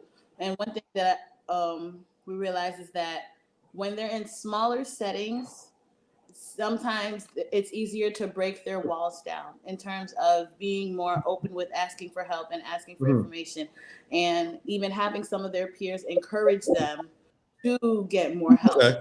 So we really do a lot of group sessions. In terms of going from in-person to online, I do feel as though the virtual has helped them a lot, because now instead of them being everybody together in one room, you're more singled out in your one space. So you are technically more focused, and your teacher is more aware because they can see you a lot easier. So it's almost as, because of the fact it's virtual, and because now this is what they do, they're on their phones all the time, on iPads, like watching television, like this virtual world is their world. So it's almost as though we're able to get more out of them in terms of when you're in a larger classroom setting and you need to tell, so-and-so to stop talking, or, like you feel like you're running out of time. I feel like it's also given education the help that it needed, in terms of teachers talk about smaller classes. Teachers talk about they need more help with more students. We need to reach more students. Before, now students are getting internet. Even before, if you were a child who was at a home and you weren't able to get internet, your school sometimes wasn't able to provide it. Now we're making it a priority to provide this help for the students. So it's almost as though COVID helped give education that extra help that teachers and superintendents and principals have been asking for the state to give them from time to time. Wow, that's powerful. It's 26 minutes past 7 p.m. You're still listening to the Progressive Mind Show. We want to, before we go to this break, we would like to listen to Dr. Chinyere with regards to her personal experience online versus in person. If you don't mind sharing that, we would, and then maybe we'll take Bukunmi as well before we go on the break. Please go ahead. So at this point, Aliko, should I be pretty brief? I'm sitting here like scribbling notes. I got my red pen right here, circling stuff I want to hit. But just let me know when. So my whole page is like scribbled up. But just I've been talking to when Ciara Miller was just speaking about just listening to voice. And one of the things that I've always believed is to respect their voice, right? So I appreciate when I hear that she's interviewing scholars. She's having these real life conversations with who it's impacting. So when we hear scholars saying, oh my goodness, I love this school, or I love the remote learning. You have to respect it. You don't always have to agree that remote learning is better for one or the other, but you have to respect a scholar's perception. But at the same time, at the same time, I've heard both. I've heard scholars who are they're just missing everything. One of the teachers came in when the teachers had an opportunity to come for a couple of days and gather some things. One of my middle school teachers, she actually did her remote learning in the classroom. And she was just so surprised. The scholars were asking her, well, can you just turn your computer around? Let us see the classroom. And they had only been gone for maybe 2 or 3 weeks. And they were saying comments like, things like, oh my God, our class looks the same. Oh, show us the locker, show us where our books are. So they're also missing the school. And I work in an environment that has some of the most vulnerable children. So some home doesn't actually allow a space for that intimate learning. If you are a family of 5 and you're in a 1 or 2 bedroom apartment, you don't have isolated space. How do you have 3 children on a Chromebook, 3 different teachers, and action around? So there's distractions. And I listened to some of my teachers, and it was a learning curve for everyone. We all had to learn. I'm in the kitchen cooking, but learning had to take place. It's not uncommon for kids. Oh, I got to get up and run to the bathroom. So they had to work around it. You had scholars coming to remote learning in the bed. You had some scholars getting fully dressed in the school uniform. So there was a variety. I think this remote learning has challenged us to really look at one, social justice, Mm-hmm. two, equity versus equality. Mm-hmm. We found ourselves, I know our kids, our scholars, they're born in this digital world. Some of them, right? Having an iPhone doesn't really mean you're in a digital world. Some of our iPhones have been used for FaceTime, Facebook, IG. Everyone's not using it for Google Meets and Zoom. So when we say they're already accustomed to this world, not actually, right? Because how they're using the technology is what we're worrying about. We weren't there, and you had some school districts who already had Chromebooks. Scholars had already had Chromebooks that were already given to them. They took them home every day. We are trying to hold our Chromebooks. We don't even want them to use them too much because we don't want them, you don't know where you're going to get another set of them. So we never sent our Chromebooks home, but you had some districts who that was a norm. I mean, that was a norm. Every scholar had their own computer. They took it home. They did homework. Where I'm in my district, my school, I should say, we weren't there yet. But however, it has challenged me to say, why aren't we doing that? How can we push forward to make sure that our scholars get these same Chromebooks, these same opportunities that we see that work? The same thing that Dr. Leach spoke about the attendance with picking up report cards. We've never thought about that, right? We're calling parents on the night of, doing robocalls, letters, raffles, ice cream socials, pizza parties for the class with the highest attendance. And we never thought, even with the most educated people, we just never thought, why don't we just do some technology to bring the parents in who couldn't make it? So what this has given us is an opportunity to look at equity, not so much equality, because we have a Chromebook and someone in another district or area has a Chromebook, that doesn't actually mean equity. Because if you have a child who has been accustomed to using a Chromebook, accustomed to having broadband in the home, that isn't actually equity, because we have a scholar who has a Chromebook but might not know how to use it, has a teacher who has not attacked that learning curve yet. Mm-hmm. So for us, it's been an opportunity for growth. So I've seen children strive. We've seen some success stories, scholars who couldn't even stay in a classroom every day, just distracting all the others from learning. Some of them thrived, but we also saw some of the scholars who were thriving who lacked off because there wasn't enough interaction. So I just think COVID-19 has just knocked us all out of the box, has us all thinking out of the box. And I'm just enjoying the conversation to see how do we get better. I definitely want to see the technology merge more so with the instruction now. And then just going back to even with the hybrid, the 2 days on, I'm not an expert. I'm not Dr. Fauci. I'm unlike our the person on Pennsylvania Avenue. I want to leave it to CDC. I want to leave it to experts who are saying this is what can work. And then my job is to follow those CDC guidelines, speak up if I see something that's not working, and most importantly, educate and make sure that our scholars are being safe and they're learning. And that's kind of my role, like to just jump in and do everything I can do to secure them, because there is, in this scenario, there absolutely is no black and white. Okay. I mean, we could sit in a room of 100 people and 85 of us have different opinions. Okay. So on that note, we'd like to take our break now. Bukunmi, I want to get your perspective of your personal experience as well. But when we come back, we had to take this short commercial break. When we come back, the show continues. The number to ring in is 815-277-5047. If you're watching us live on Facebook, please share the feed so we can participate in the discussion this evening. We shall be right back.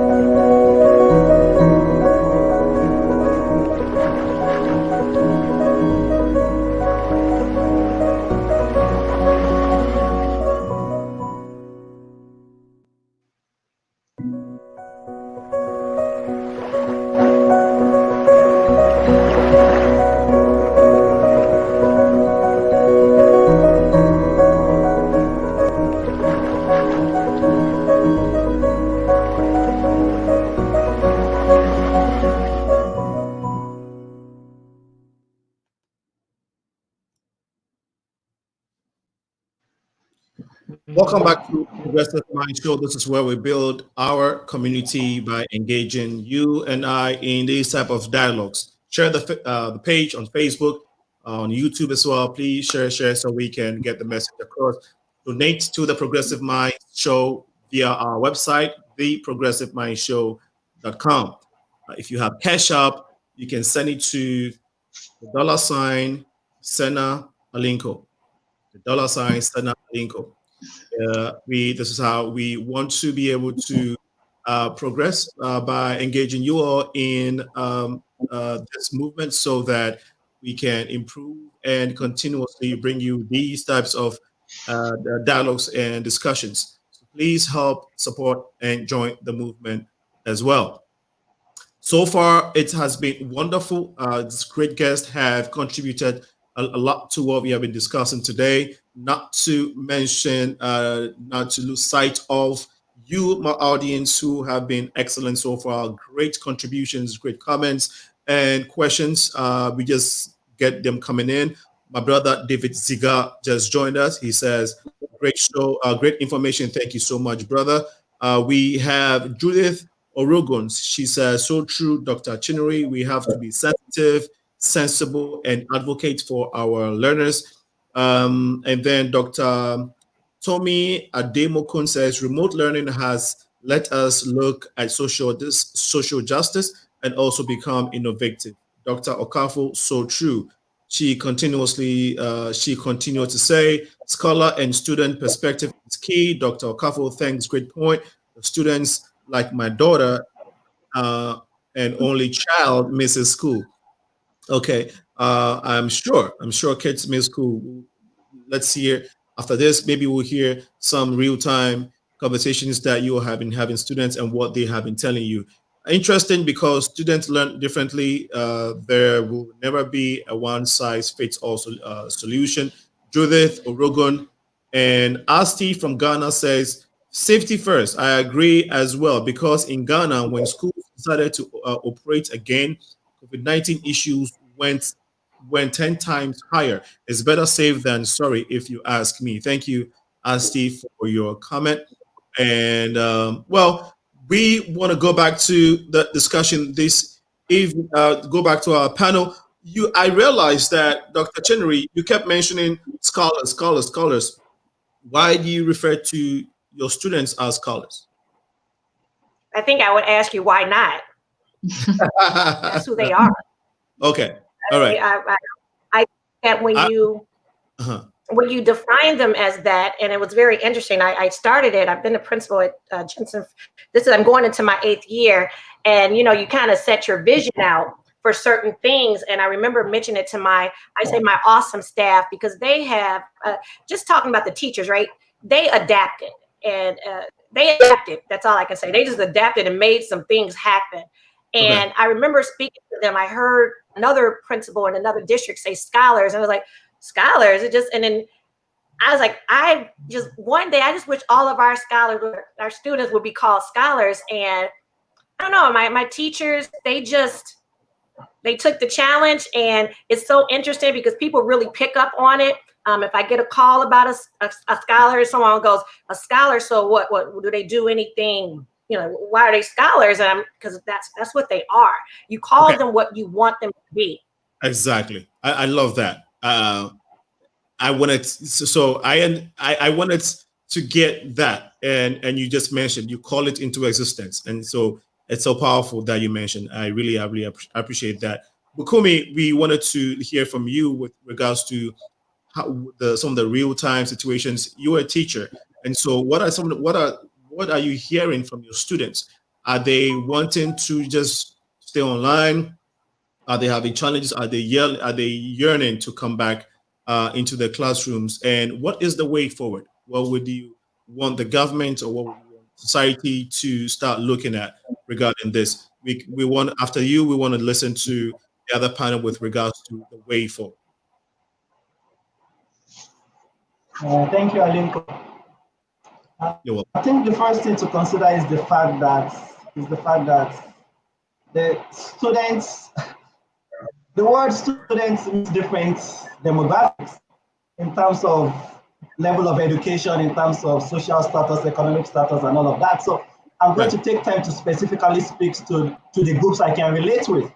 So to begin with, I teach adult learners, right? Okay. Both adult learners, which means persons that are already have a family or in the 30s, early 20s, persons that go to work, and then for that segment of the student body, learning online has been a plus for them because they are set of students that can motivate them, go to work all day and come back from work, be it in the nights, stay up late, watch the Zoom videos or whatever else that had to be done. They were used to that. So the introduction of online learning is actually a better platform for them. But in the case of my other set of learners, are the day students, persons fresh from high school, they're excited to come to college. Like one of the panelists said earlier, one of the things you look forward to is not just the learning, but the flexing, meeting your friends and having a good time, just the socializing as important as the intellectual development in terms of learning the content. So for them, it's been hard, not seeing their friends, not being able to go out, not being in the school environment. And mind you, coming from high school, they are used to being in a structured environment, classes at a particular time, you have to see your teacher that says, all right, do this by this time. And that's the way they work. So being by themselves, if they have all the necessary facility, internet, computer, all of that, learning, it's not as fun. I mean, in this context, what I see is not as fun as being back in school with their friends, the peer group motivation and all of that. It encourages them. On the other hand, in my role as a student, I'm an adult learner. I work and I learn. This has been fun for me.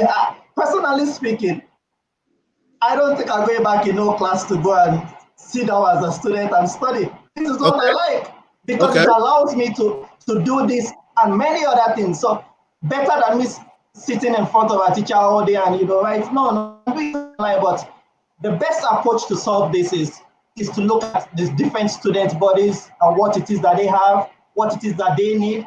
If there's any blessing that Corona has brought on us, is this.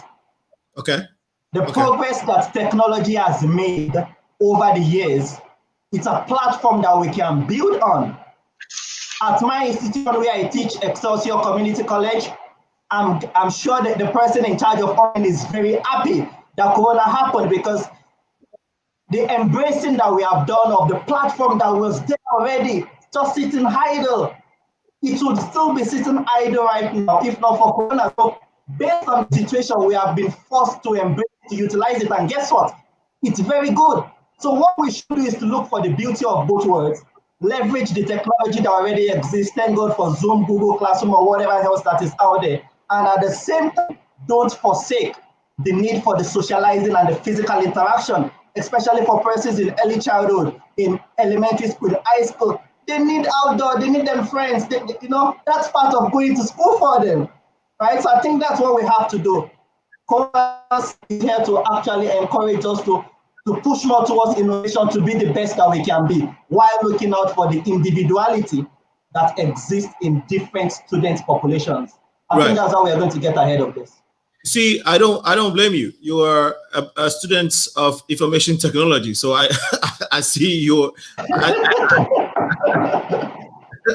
So this is your terrain, your domain. You are very comfortable, but to people who may have, it's very important that you look at people who may not have access to internet. You may have. You probably have internet, but the strength of it. So, and all these things are factors that we have to be considering. But and so, yes, online is the way to go now. A lot of people are loving it.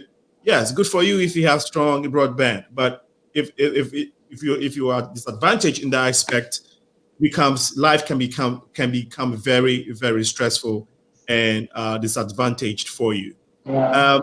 I am sure that some of you I'm sure that, the other guests, my other panel may have gotten some notes down and some pointers that they wanted to touch on that they haven't yet. please go ahead and do so. It's 7:44 p.m.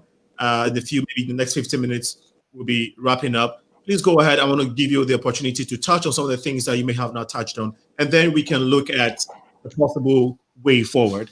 Hopefully, we can touch on a few things before we wrap up. Who would like to?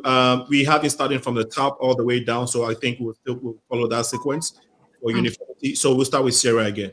Sure. I also have a bunch of notes. I hope that I can get through them well. I actually want to reference a phenomenal article that my best friend, Arlene Elizabeth Casimir, wrote, Lessons from Crisis. She was actually a teacher in New Orleans, and she taught the children who were in their mothers' bellies during Hurricane Katrina. Yes. And so she wrote this phenomenal article about her experiences dealing with that level of trauma. And one thing that really stood out to me was when she emphasized that we need to switch the conversation from, going back to normal, because there never was a normal, right? It never was normal for us to, get up every day, same routine, barely having time to figure out what we want for our personal lives. That wasn't normal. What we need to do is reflect on what this time means for us, and how we can use this experience to heal, right? To quiet our minds and really transform this present so that we can have a brighter future. I also want to say that, my Kennedy King students, some are teenagers, some could be in their 60s or 70s.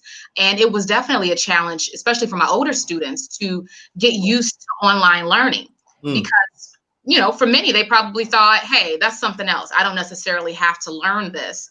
But this situation showed that you can't just opt out of not keeping up with the times. If you want to get what you need, you have to constantly stay educated on how things are changing. That's for the professors too. There were plenty of professors who didn't even use a projector. Right. And they were able to kind of rely on that old school teaching. But then, boom, now you have to know how to use Zoom, how to Brightspace. A couple of more things. I know that for me, I'm very much so about games and conversation. So for online learning, of course, many schools have been using Kahoot like crazy, but you can still use Kahoot through online learning. Play those trivia games, play Jeopardy online with students. I do that. Some students were confused about how they could do PowerPoint presentations online. All I have to do is project your presentation, right? It's just, there's so many opportunities now, even though it's not the best circumstance. But I'm just glad that we can get all of the classroom management out of the way and really get to the core of what we're trying to teach and really have that connection with our students. How has your institution in particular been faring with this whole online, moving on to the online system? I know Ted Williams is watching us. Ted! Hey, Ted! So you want to, he's also a professor there and heads the social department. So yeah, if you wanted to respond to that. I feel like Ted would have more of the numbers than I would. But I'll say this. When we first transitioned to online learning, I had a feeling that wasn't going to be the best. We weren't going to have the best results because some students still hadn't acclimated to, using Brightspace even, right? So we did experience a decline in, some students attending. You also had students who were a bit upset because there's a higher fee paid for when you have in-person classes. So to switch to online, they felt like, hey, should I get a refund for this? Because that's not what I signed up for. But even my high school students at Gary Comer, they said that, yes, when we first transitioned to online learning, it was tough. It was like, what is this? But now they said they've got it. It works for them in some capacities. Again, the part where they suffer a bit more is having that social life, that time to actually act as youth. Okay. All right. Thank you so much for helping understand how Kennedy King College is handling COVID-19 and their learning system. Anybody else have some points that wanted to touch on? Okay. Abena, is there anything that you wanted to respond to before we look at the way forward? I didn't really hear your questions earlier, so I kind of moved out. The sound was messing up. Okay, so what I was asking is, during our conversations, I know because of time we all of you had not gotten the time to elaborate extensively on some of the points and some of the things that I wanted to touch on. So in this moment, I wanted to give you all the opportunity to probably go back to some things that you wanted to, mention or deliberate on that you did not get the time to do. So if you have anything of that sort that you wanted to expand before we move on to the way forward with this new way of learning. I think that most of the things that it was, as I've heard some of the other colleagues say, is that it was such an unsure moment, and it was such you didn't know what was going to happen. And I think that living in the unknown was so high on issues because, of course, I mean, teachers and principals, they had a lot of, parents were not understanding, this is how things kind of need to be right now. Sometimes it was understood, and especially with now going back into things, some people don't want to put their kids back into school. So then now, or they feel as though schools aren't doing enough. But I think that one thing is that it also taught parents to kind of appreciate more of the education system and how much teachers and principals, how much they all had to think of a new way of life and think about how can we still keep things current for students. And then on the other hand, it taught students that everything doesn't always stay the same. I think sometimes when you're younger, you think things that, oh, this is just how life is, or sometimes things would stay the same. So it did teach everybody to kind of just be more aware of the whole term of everything can change in the blink of an eye, and how to learn to adapt to things that change you. Some people rose and some people crumbled. So it really brought a lot of inner strength in everybody, especially in the education system, because they had to think about how is it that we service all of these students, all of these parents, still keep teaching, still keep education relevant, but then also keeping everybody safe at the same time.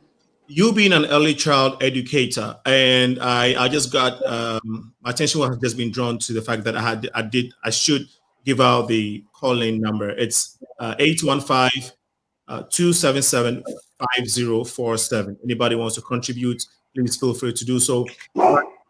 Being an early child educator, do you think what's your personal experience with these little kids?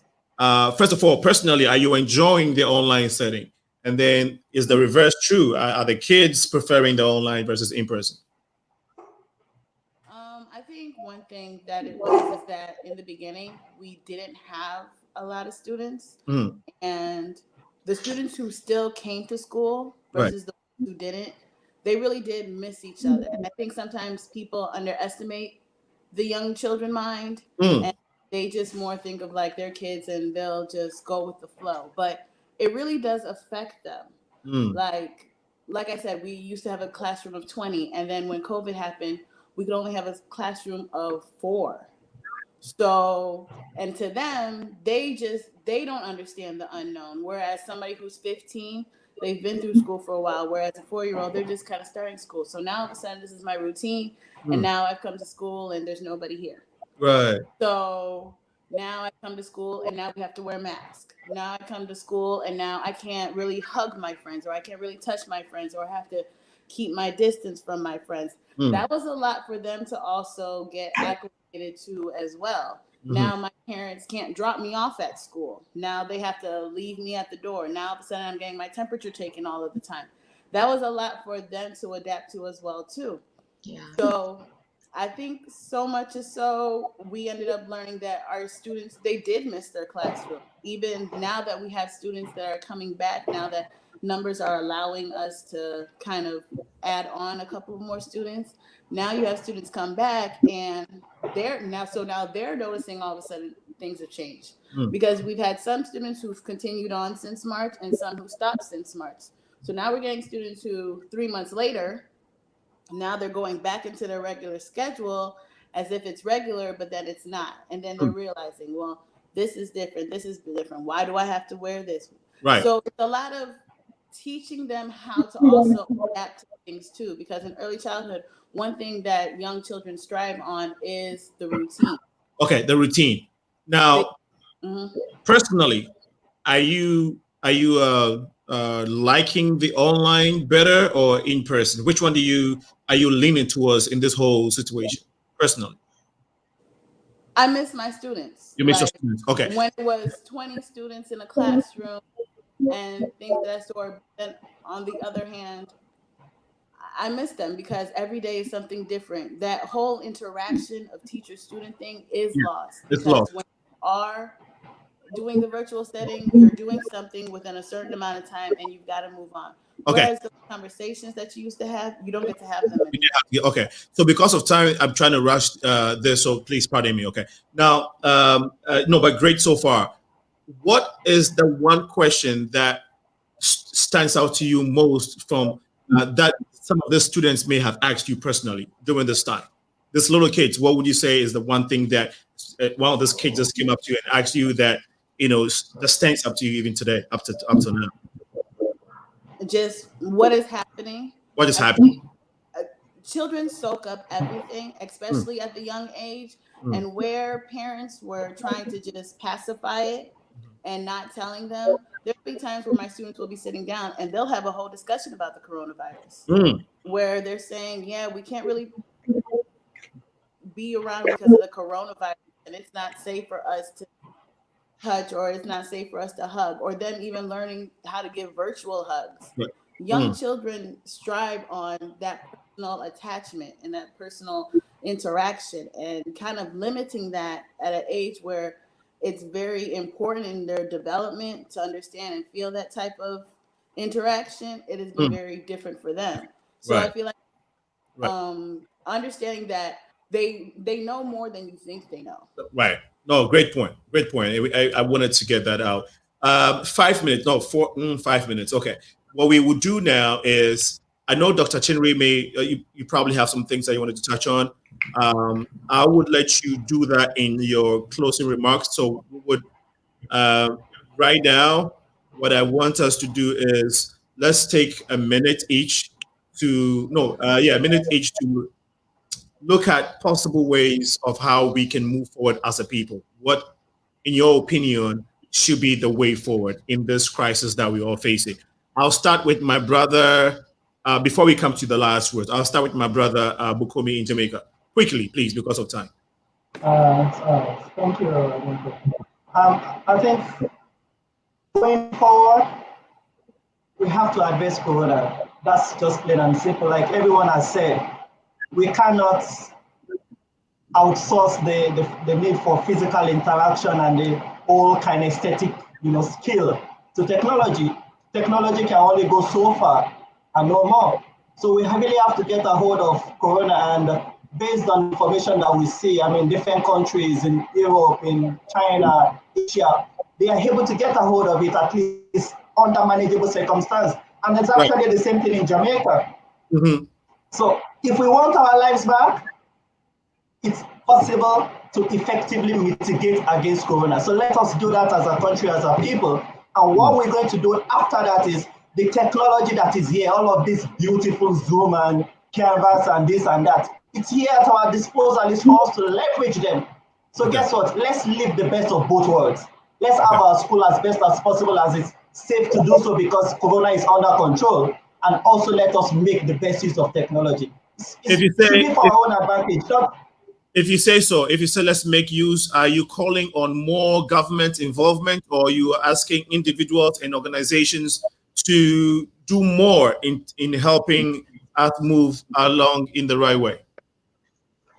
I think it's all hands on deck. Everyone is involved. Okay, all hands on deck. Yes, definitely. Everyone must play their part. We must get through this together. Okay, great. Chinyere, Dr. Chinyere Okafor. Yes. Just quickly, just early childhood, I think my colleague from the early childhood lane has just spoke so highly of it. When you look at who has been impacted the most from remote learning, I would say, based on my personal experience with my school and also listening to other colleagues, was the early childhood population. That was your pre-K through second grade. And in my community, a lot of the parents were those essential workers. So they didn't have the luxury of staying home and going over the sight words or ensuring they had safe spaces.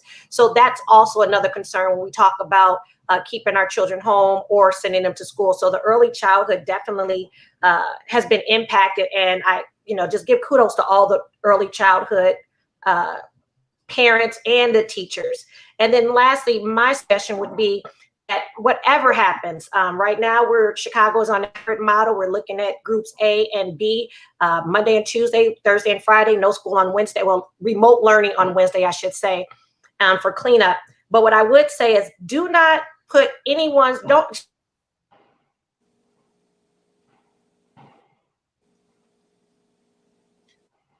Okay, we would see if we can get her back. Looks like it's a little glitch over there. Network situation, of course. Maybe Ciara would take it from Especially here. don't put your. Okay. Is she back? Okay, we have you back now. Dr. Okafor, can you hear us? I can. And I was right at that last point too. I was just going to say, if I can say anything about going forward, I just challenge every educator, every teacher, every community partner, every business owner, every parent to just own this as also your concern. Even if you don't have your own children, for educating all of our children, it has to be a huge social responsibility. We spoke about the children who thrive. We spoke about the children who did not thrive. But one thing we didn't get an opportunity to talk about is the children who went MIA. And for whatever reason, there were a large percentage of children across the United States who just did not do anything. They didn't get on the computers. They just were MIA. So I would just say to the parents, complete those surveys, try your best to ensure some private space. If you don't understand something, ask for help. I mean, this was a learning curve for everyone. We heard a lot of our parents like, I don't even know how to log on. And I was saying to them, like, I don't know even how to use Google Meets. So just ask for the help. Don't be embarrassed. It's new for everyone. So we're all on the same playing field on that one. And then most importantly, look for resources. There's community organizations out there. If there's non-for-profits out there who are trying to see how they can help, there are a lot of children, if remote learning goes full or hybrid, who might not be able to get that full one-on-one support. We all know that a second grader does not have the self-discipline to sit home on their own, or a fourth grader with a bigger sister and learn. So those are some things that we really need to look at. If this is going to happen, whether it's fully remote or hybrid, how do we support the most vulnerable children? And again, there goes that whole question about equity versus equality. So that's has been a huge social justice issue, and there's a lot to discuss about that one. You're so right. You're so very right on that. Judith Oregon says, in higher education in Canada, and although we are managing well, we are leveraging the technology in a way. Bukunmi has suggested programs which needs labs and experimental opportunities go in batches and maintain high levels of social distancing. And the college has invested highly in optimal sanitization that is working itself out. He also says, Judith again goes on to say, COVID-19 is under control in Jamaica, thank God. Unfortunately, it does not seem to be under control in the US yet. Well, sometimes we wonder how small countries and countries that we usually will say, so we usually call developing countries, seem to be handling this. Well, last week on the show, we learned that South Korea, when it comes to the Asian region, they don't even have a problem with Corona anymore. And it was mind blowing to have learned that. And so it's like the US is struggling a little bit. Hopefully we can get it together. Are we struggling a little bit? I think we're struggling a lot, right? It's not a little bit. So a lot, right? Okay.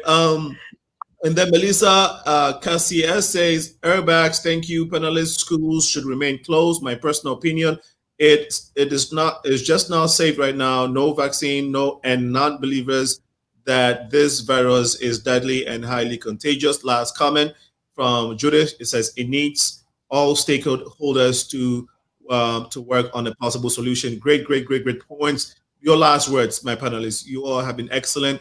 Let's close out. And again, we'll keep the tradition and start from the top, right, and come all the way down. Ciara Miller, your last words for today. All right. My last words are that we need a revolution. We need a revolution in terms of our educational system, if it's even necessary, the way we currently navigate it. Also, our work structure, is that necessary? Because it seems like our education structure is dependent on our current work structure. I would say that for all the activists out there who have been fighting hard in the streets, why don't we use what we know, use our ability to advocate for ourselves and actually advocate for the main people who are oppressed, the main people whose names we hold up during this time. Let's teach people how to hunt, how to fish. Let's give them the tools to know how to navigate their lives and thrive financially. And yeah, again, let's use our talents, build up more businesses. That's a side thought there, but build up more businesses so that we don't have to go through this crazy structure that we're experiencing to get the education we need to thrive. Well, so I know that there'll be another platform where we can engage you all so we can deal with some of the social issues going on aside from education. And I know that hearing from Ciara, you can see that, okay, there's more to say when it comes to the social aspect of what is going on. So thank you for that. Your last words, please, Dr. Chinyere Okafor-Conley. Ciara made that easy. I'm just going to say what she said. We need a revolution. And that's really about it for me. I mean, we just need to make sure, and, she seems like she works, listen to her, you just work with a vast of scholars, and we just need a revolution. We need to empower our most vulnerable, because when you start with the most vulnerable, everything just goes up from there. Do not ignore the needs that our scholars are facing, our communities are facing. So we need a revolution. I agree, 1,000%. Yes. Okay. What do you say, Abena? Both ladies said a wonderful job as well. We definitely need that. But then also, just everybody, we should also take the extra precautions in fighting against this virus as well too. Don't litigate to just the mass of what they're telling you out there. Also take your precaution, wear your mask, wash your hands, do the social distancing. It's a bit of time of uncomfort, but later on, it'll make it so much better when we can be around each other again. So we need to do what we need to do now so that we can have the promising future that we want. Thank you so much. My brother, Bukunmi, your last words. Yes. If there's any time in history that we are most prepared to deal with a situation like this, I think it is now. Okay. We have the knowledge, technology is there. I mean, in terms of internet and all of that. So I think what we just have to do is make the best of all of this. Corona is here. We don't know when it's going away, if or when. So we might as well be the best that we can. And let us remember there's many persons in our societies that even affording 3 square meals on a day is hard. I mean, how does developing countries deal with things like this? Not everybody have access to internet. So we definitely need life to go back to what it was. Right. It's just that we have technology to it. And of course, this affects different areas of life, going to church, socializing and all of that. So if we get a hold of coronavirus, not just education, but economics and many other things will come back to them. So we must get ahead of coronavirus. My brother says we must get ahead of on coronavirus. The human race is built to deal with adversities, pandemics, call it whatever it is. I think we faced this type of things before. There's nothing that has come our way as humans that we have not been able to deal with. This too shall pass. All right. On that note, I would like to thank my great guest this evening, Ciara Miller, a professor at Kennedy King, also the CEO of Ciara Learning Center, Miller Learning Center. Please forgive me if I got it wrong. It's been 2 hours. Okay. And Dr. Chinyere Okafor-Conley, a principal at Chicago Public School. Abena Ampofo is an educational consultant with Afro organization. She's also the youth secretary for Ghana National Council, a great lady in our community. This lady here, you people know her. She's very powerful. This Abena, she does a lot. If you guys know of Ghana Fest in Chicago, right? Ghana Fest, I'll say, is the biggest cultural festival in Chicago, period. Right? Period. Biggest festival. She is one of the pillars behind it. This lady right here, Abena, she makes this thing happen. She makes Ghana Fest happen. I would say so. I mean, her and the team, okay, but she is a great pillar.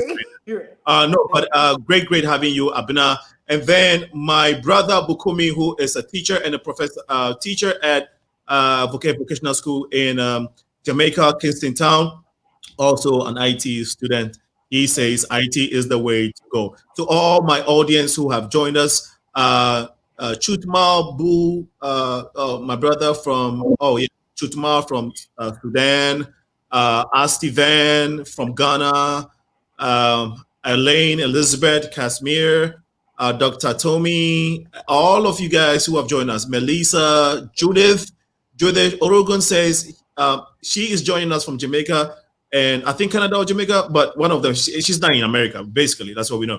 She's saying that she wants to be tuning in every Wednesday. Please do so. Every Wednesday, 6 to 8 p.m. Chicago time, we're coming your way with powerful stories, okay, powerful dialogue. So please be part of the movement. You can visit theprogressivemindshow.com to get more information. If I'm not able to mention your name, Noble Chadris, if I forget or is not able to mention your name, please bear with me. That is because of time. We're 10 minutes past our time. Mobola Odemi, Mobola Odeyomi, I see you. Johnny Woods, I see you. Ted Williams, I see you. Thank you again. Next week, Wednesday, 6 to 8 p.m. Do not miss the Progressive Mind Show. To my guest, I love you so much. My audience, I love you more. And to the world, I don't love you. No, I love you all. It's been great again coming your way. This has been the Progressive Mind Show. I am your host, Senna, aka Alinko. Remember, to whom much is given, much is required. We shall be coming your way next week. Bye-bye. God love you. Bye-bye. Thank you.